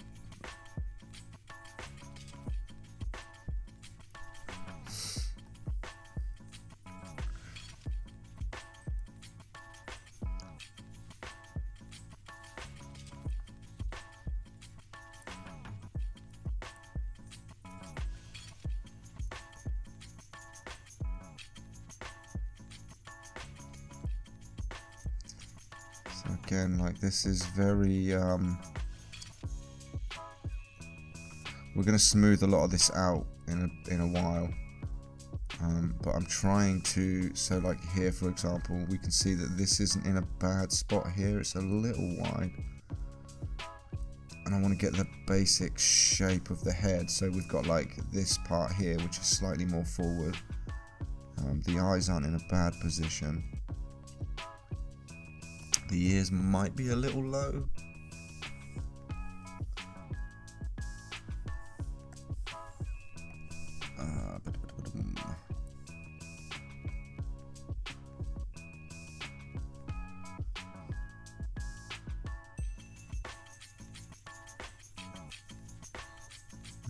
Maybe a little bit large. We can fix that later though, as we get into the sculpting.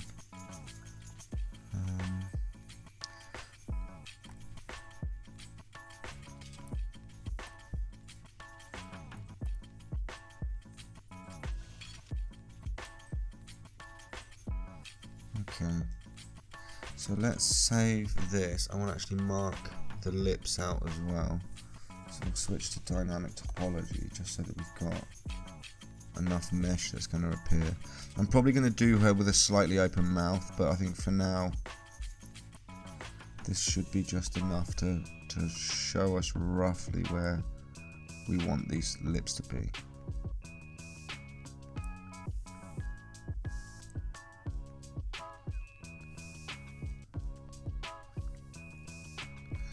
Save this camera view as well. Add view, we'll call this face front. Oh, funny, front. So that's not too bad. That definitely needs some work from the side though.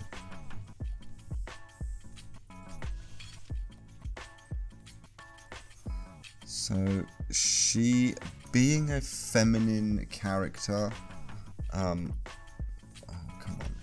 being a feminine character, we know that we don't want all of this jaw here. Like she definitely looks like she's got some turkey neck going on there. This is not ideal. So we're going to just tidy up some of this jawline around here.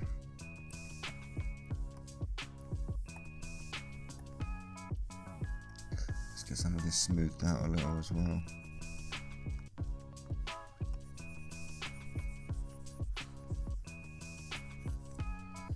So again, I don't want her to feel like she's got very like gaunt cheeks or anything like that.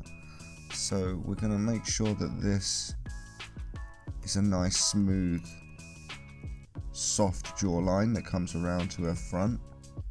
I think we're going to push it. Just don't start barking, Flo. We're going to pull this out a little and just soften all of this around to the front, because I don't want her to feel like her cheeks are really sort of like sucked in, like she's not well. So I think we'll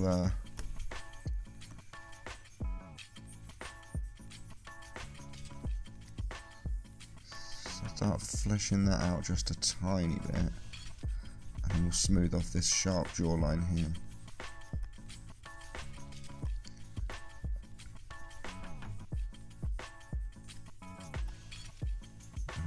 I also think that the head is actually too far forward overall.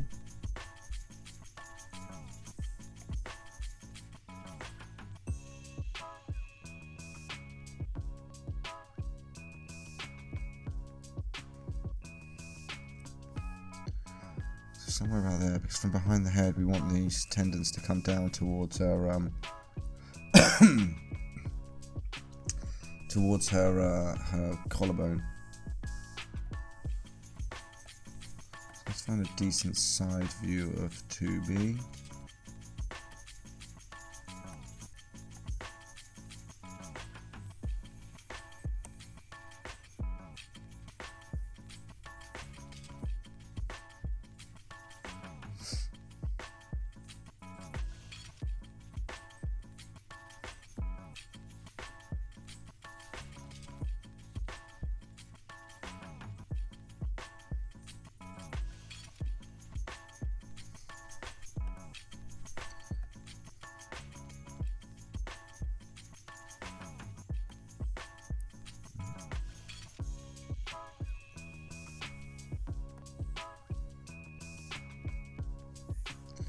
I don't think we've actually, that's not actually big enough. I should have made that actually bigger when I did the reference.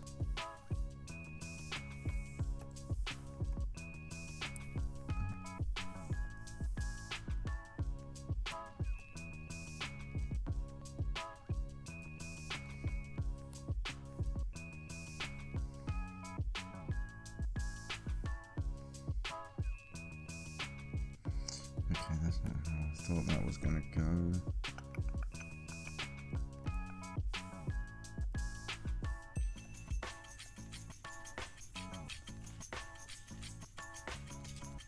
Okay, so it doesn't scale up any more than that. That's a shame. So we're going to have to line this up.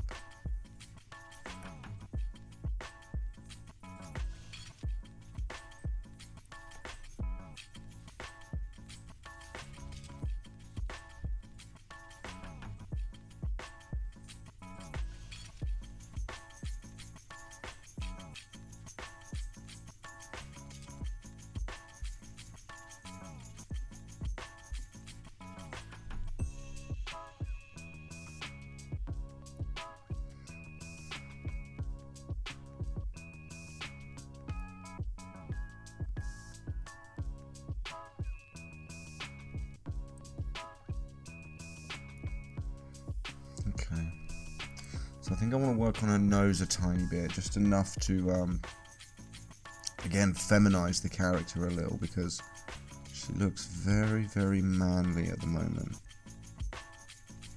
Which is fine, you might be going for that, but 2B's definitely not manly.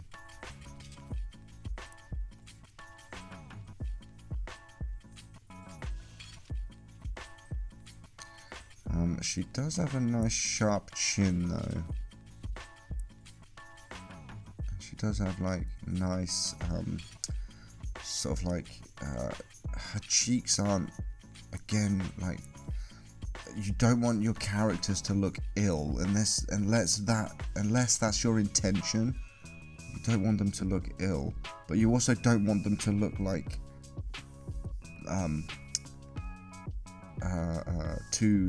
you don't want them to have too much puppy fat on them, otherwise they start to look like weirdly young, like Japanese weirdly young, you know. So we'll give her just enough sort of like puff in her cheeks, just enough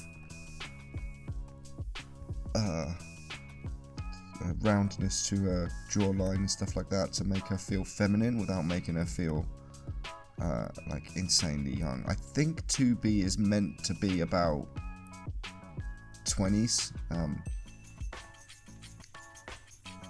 mean, she's obviously like way older than that because she's an android, but in terms of like looks, I feel like she's meant to be in her 20s, like early 20s.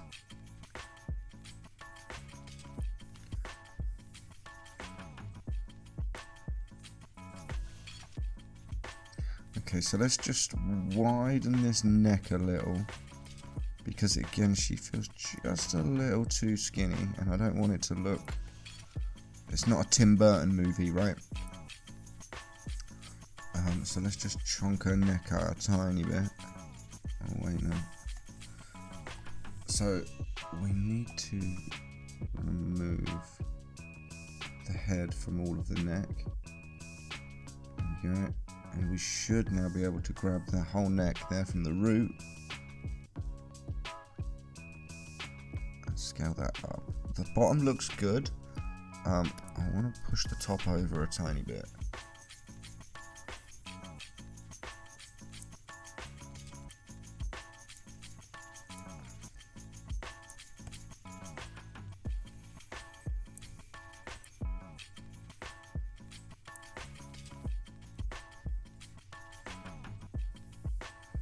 I also think I want to widen it because like the neck, like realistically the neck is going to come down from behind the jaw.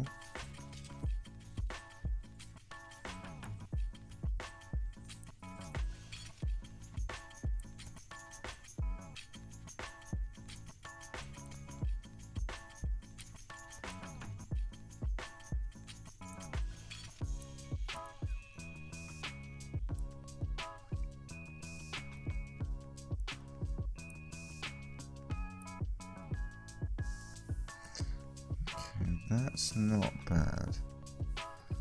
So she looks feminine enough. Why are there two parts to the nose here? I don't get that.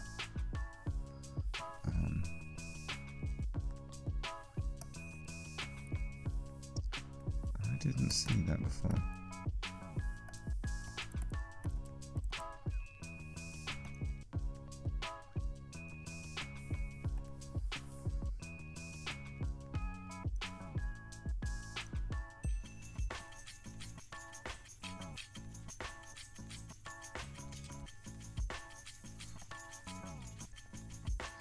I also think I want to make her nose slightly thinner because you can see here it's way smaller and a lot more narrow.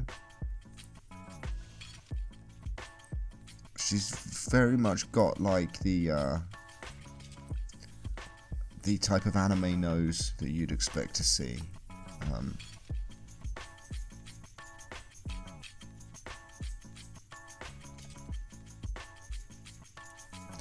So I do think that's actually pretty good.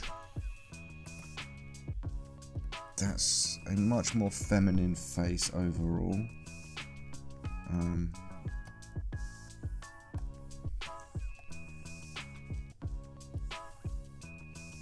I mean, it doesn't look like 2B, but it's a much more feminine face. But we weren't going for making the character look like 2B just yet.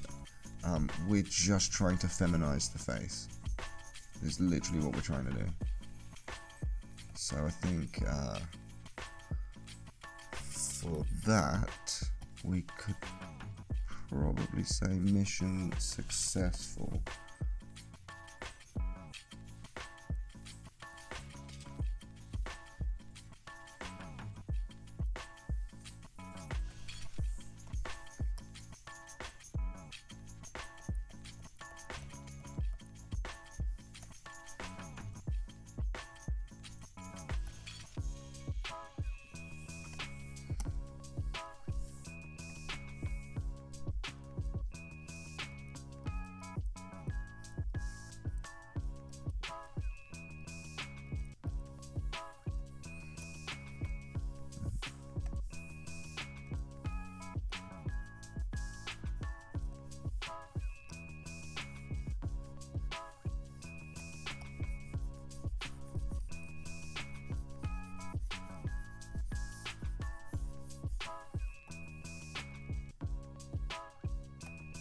I mean, yeah, she feels a lot more feminine to me now.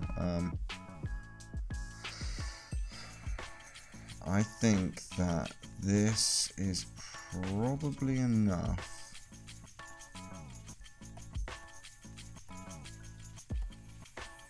What's happening here?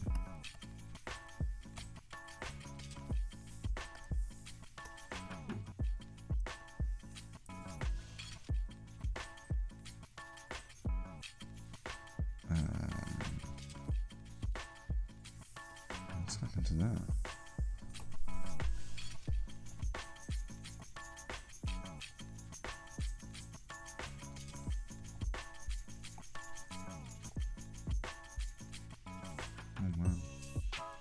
Okay, something's going horribly wrong with that. Let's quickly remake that. That's not ideal at all, is it? Let's check this side. Will you stop and go and get in your bed? Let's go back. Flip her around.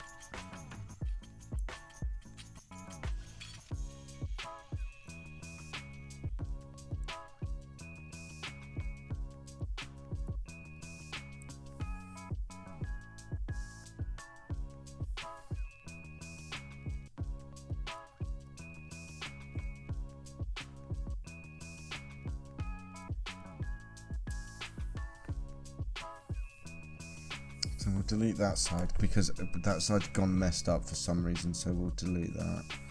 We'll fix this side up.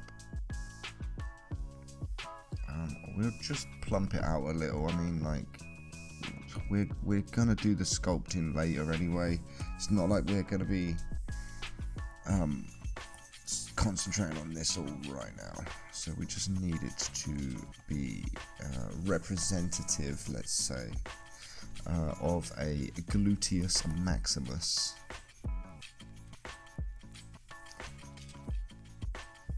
What is it?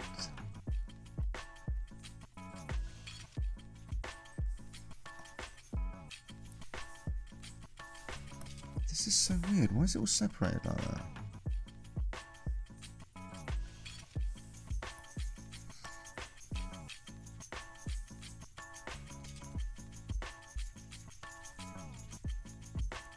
Okay, I'm done with those. We're just going to add a sphere because they're obviously broken.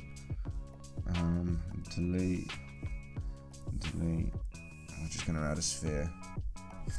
I think it's to do with the... I've got to remember that when I come to sculpting the boobs, because for some reason it feels like they're separated,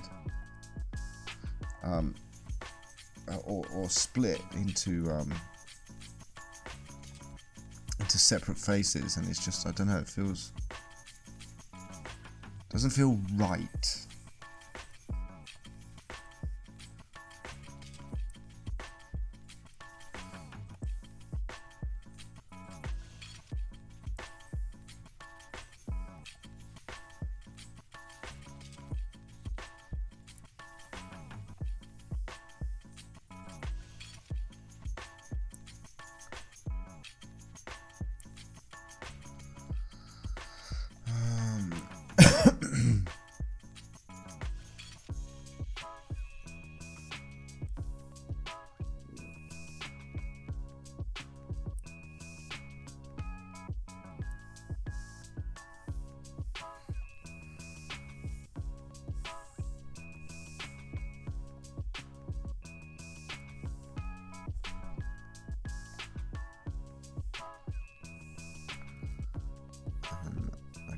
So let's just quickly work on the shape, and then I think we're going to call it for part one. I might throw a quick test pose in, but I don't think I need to be recording audio for that, or I might reset it and just throw a quick test pose in. So let's validate that.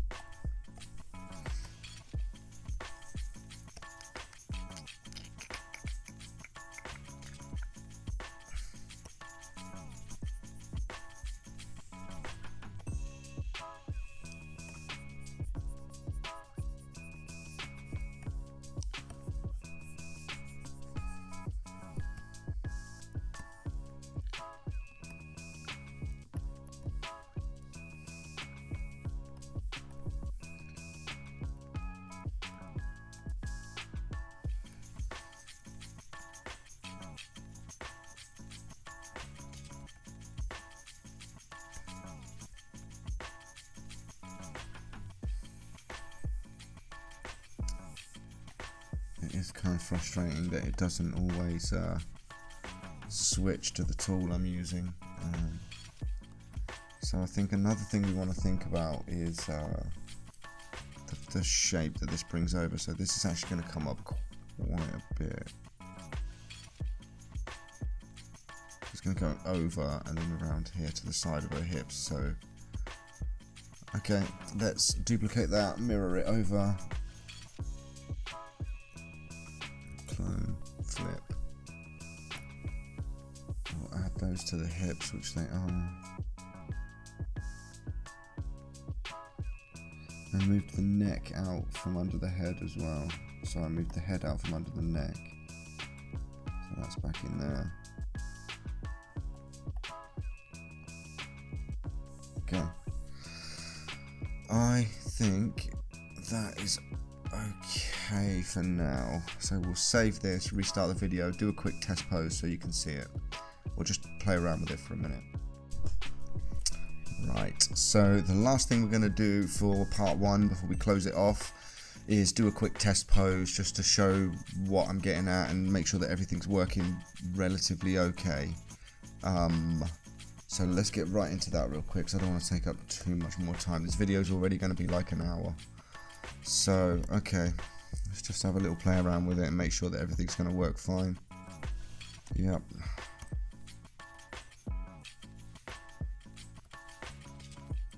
Again, despite the fact that that moves off of the center, we can move that back in and move it back down. And it's still depending on where you move it. So this is fine, this base mesh is fine if you're going to have a straight leg, you know, it's nice, it makes it a little bit easier. You're always going to have to do some type of posing, some type of sculpting if you're going to do a pose. Yeah, you can bend this to show a little bit more of the bottom of the knee. But again, if you're going to bend the knee up this far, at this point there's a ton of sculpting that you're going to have to do anyway.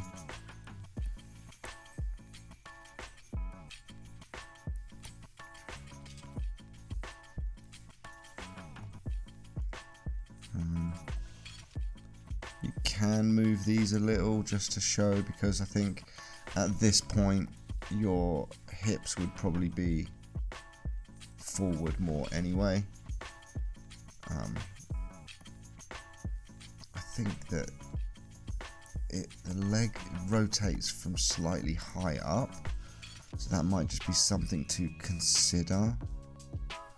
So when I rotated the leg up, it really moved way up too high, which means it felt like it's rotating from the wrong point. I think that's just something that I'm going to have to take into consideration and try to remember, rather than oh, there we go, that's another issue that we don't. So these shoulders aren't actually following the, because if I did a test, not actually following the chest. And we want them up here under the chest as well. There we go. So like we said, can rotate this back around so that it feels a bit more like it's following the contours of the body. Let's just check the rest of this sculpt is going to work fine.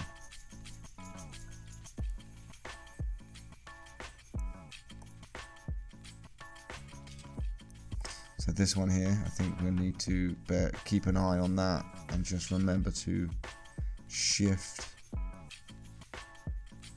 the actual mesh around a little, because it's not pivoting from quite the right spot, nor is this, so that will need to be shifted over a tiny bit.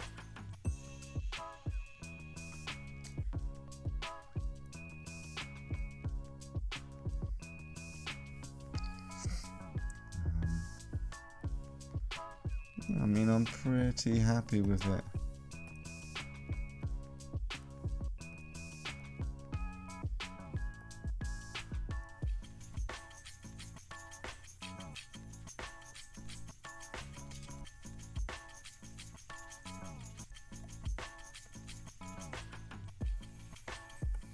So the shoulder pivots from a slightly weird place, but it's not a big deal. It's still sort of somewhat in the right position. So we just have to remember to put that back.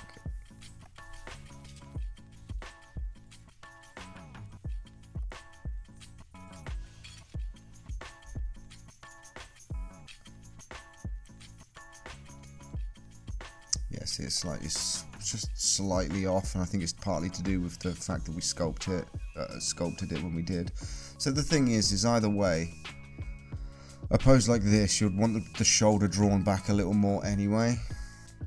Maybe down slightly, but you wouldn't want it out. So, I mean, yeah, overall I'm relatively happy. I think that we will have very few problems sculpting on this mesh. So there you have it, guys.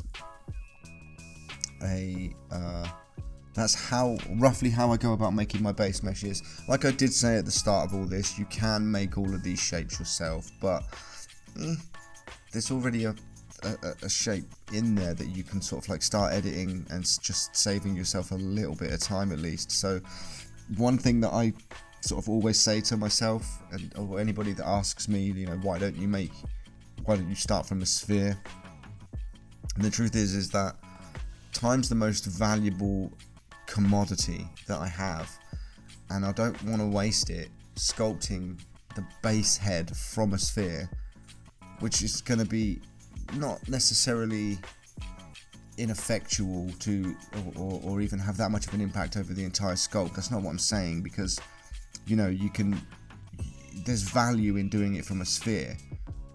I think as a student there's value in doing it from a sphere, but if at a certain point you're just doing it because, and you realize you can use something like this to, you know, and change the shape of that the same way you'd have to change the shape of a sphere anyway, is there really any point? I mean, like, at a certain point I would only be doing it to prove that I can do it, and realistically I've got nothing to prove, and I don't think many artists out there do. So you know, like I said, there's value to be had from sculpting from a sphere, sure, but you know, at a certain point when it's been established you can do that, I kind of feel like you're just wasting time, right?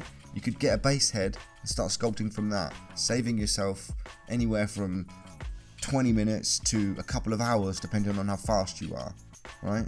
So yeah, like I really don't see any point in keep going over the same things. If sculpting from a sphere is something you want to see me do, by all means, you know, talk to me in the comments, and it'll be something that I will look into doing.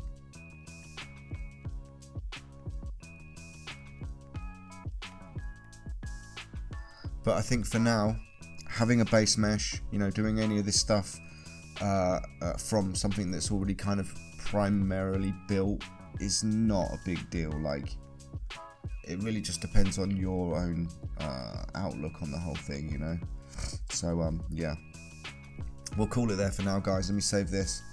I'll edit this up, and this will probably go out as a tutorial on base meshes and things like that, or something like that, or it will be part 1 of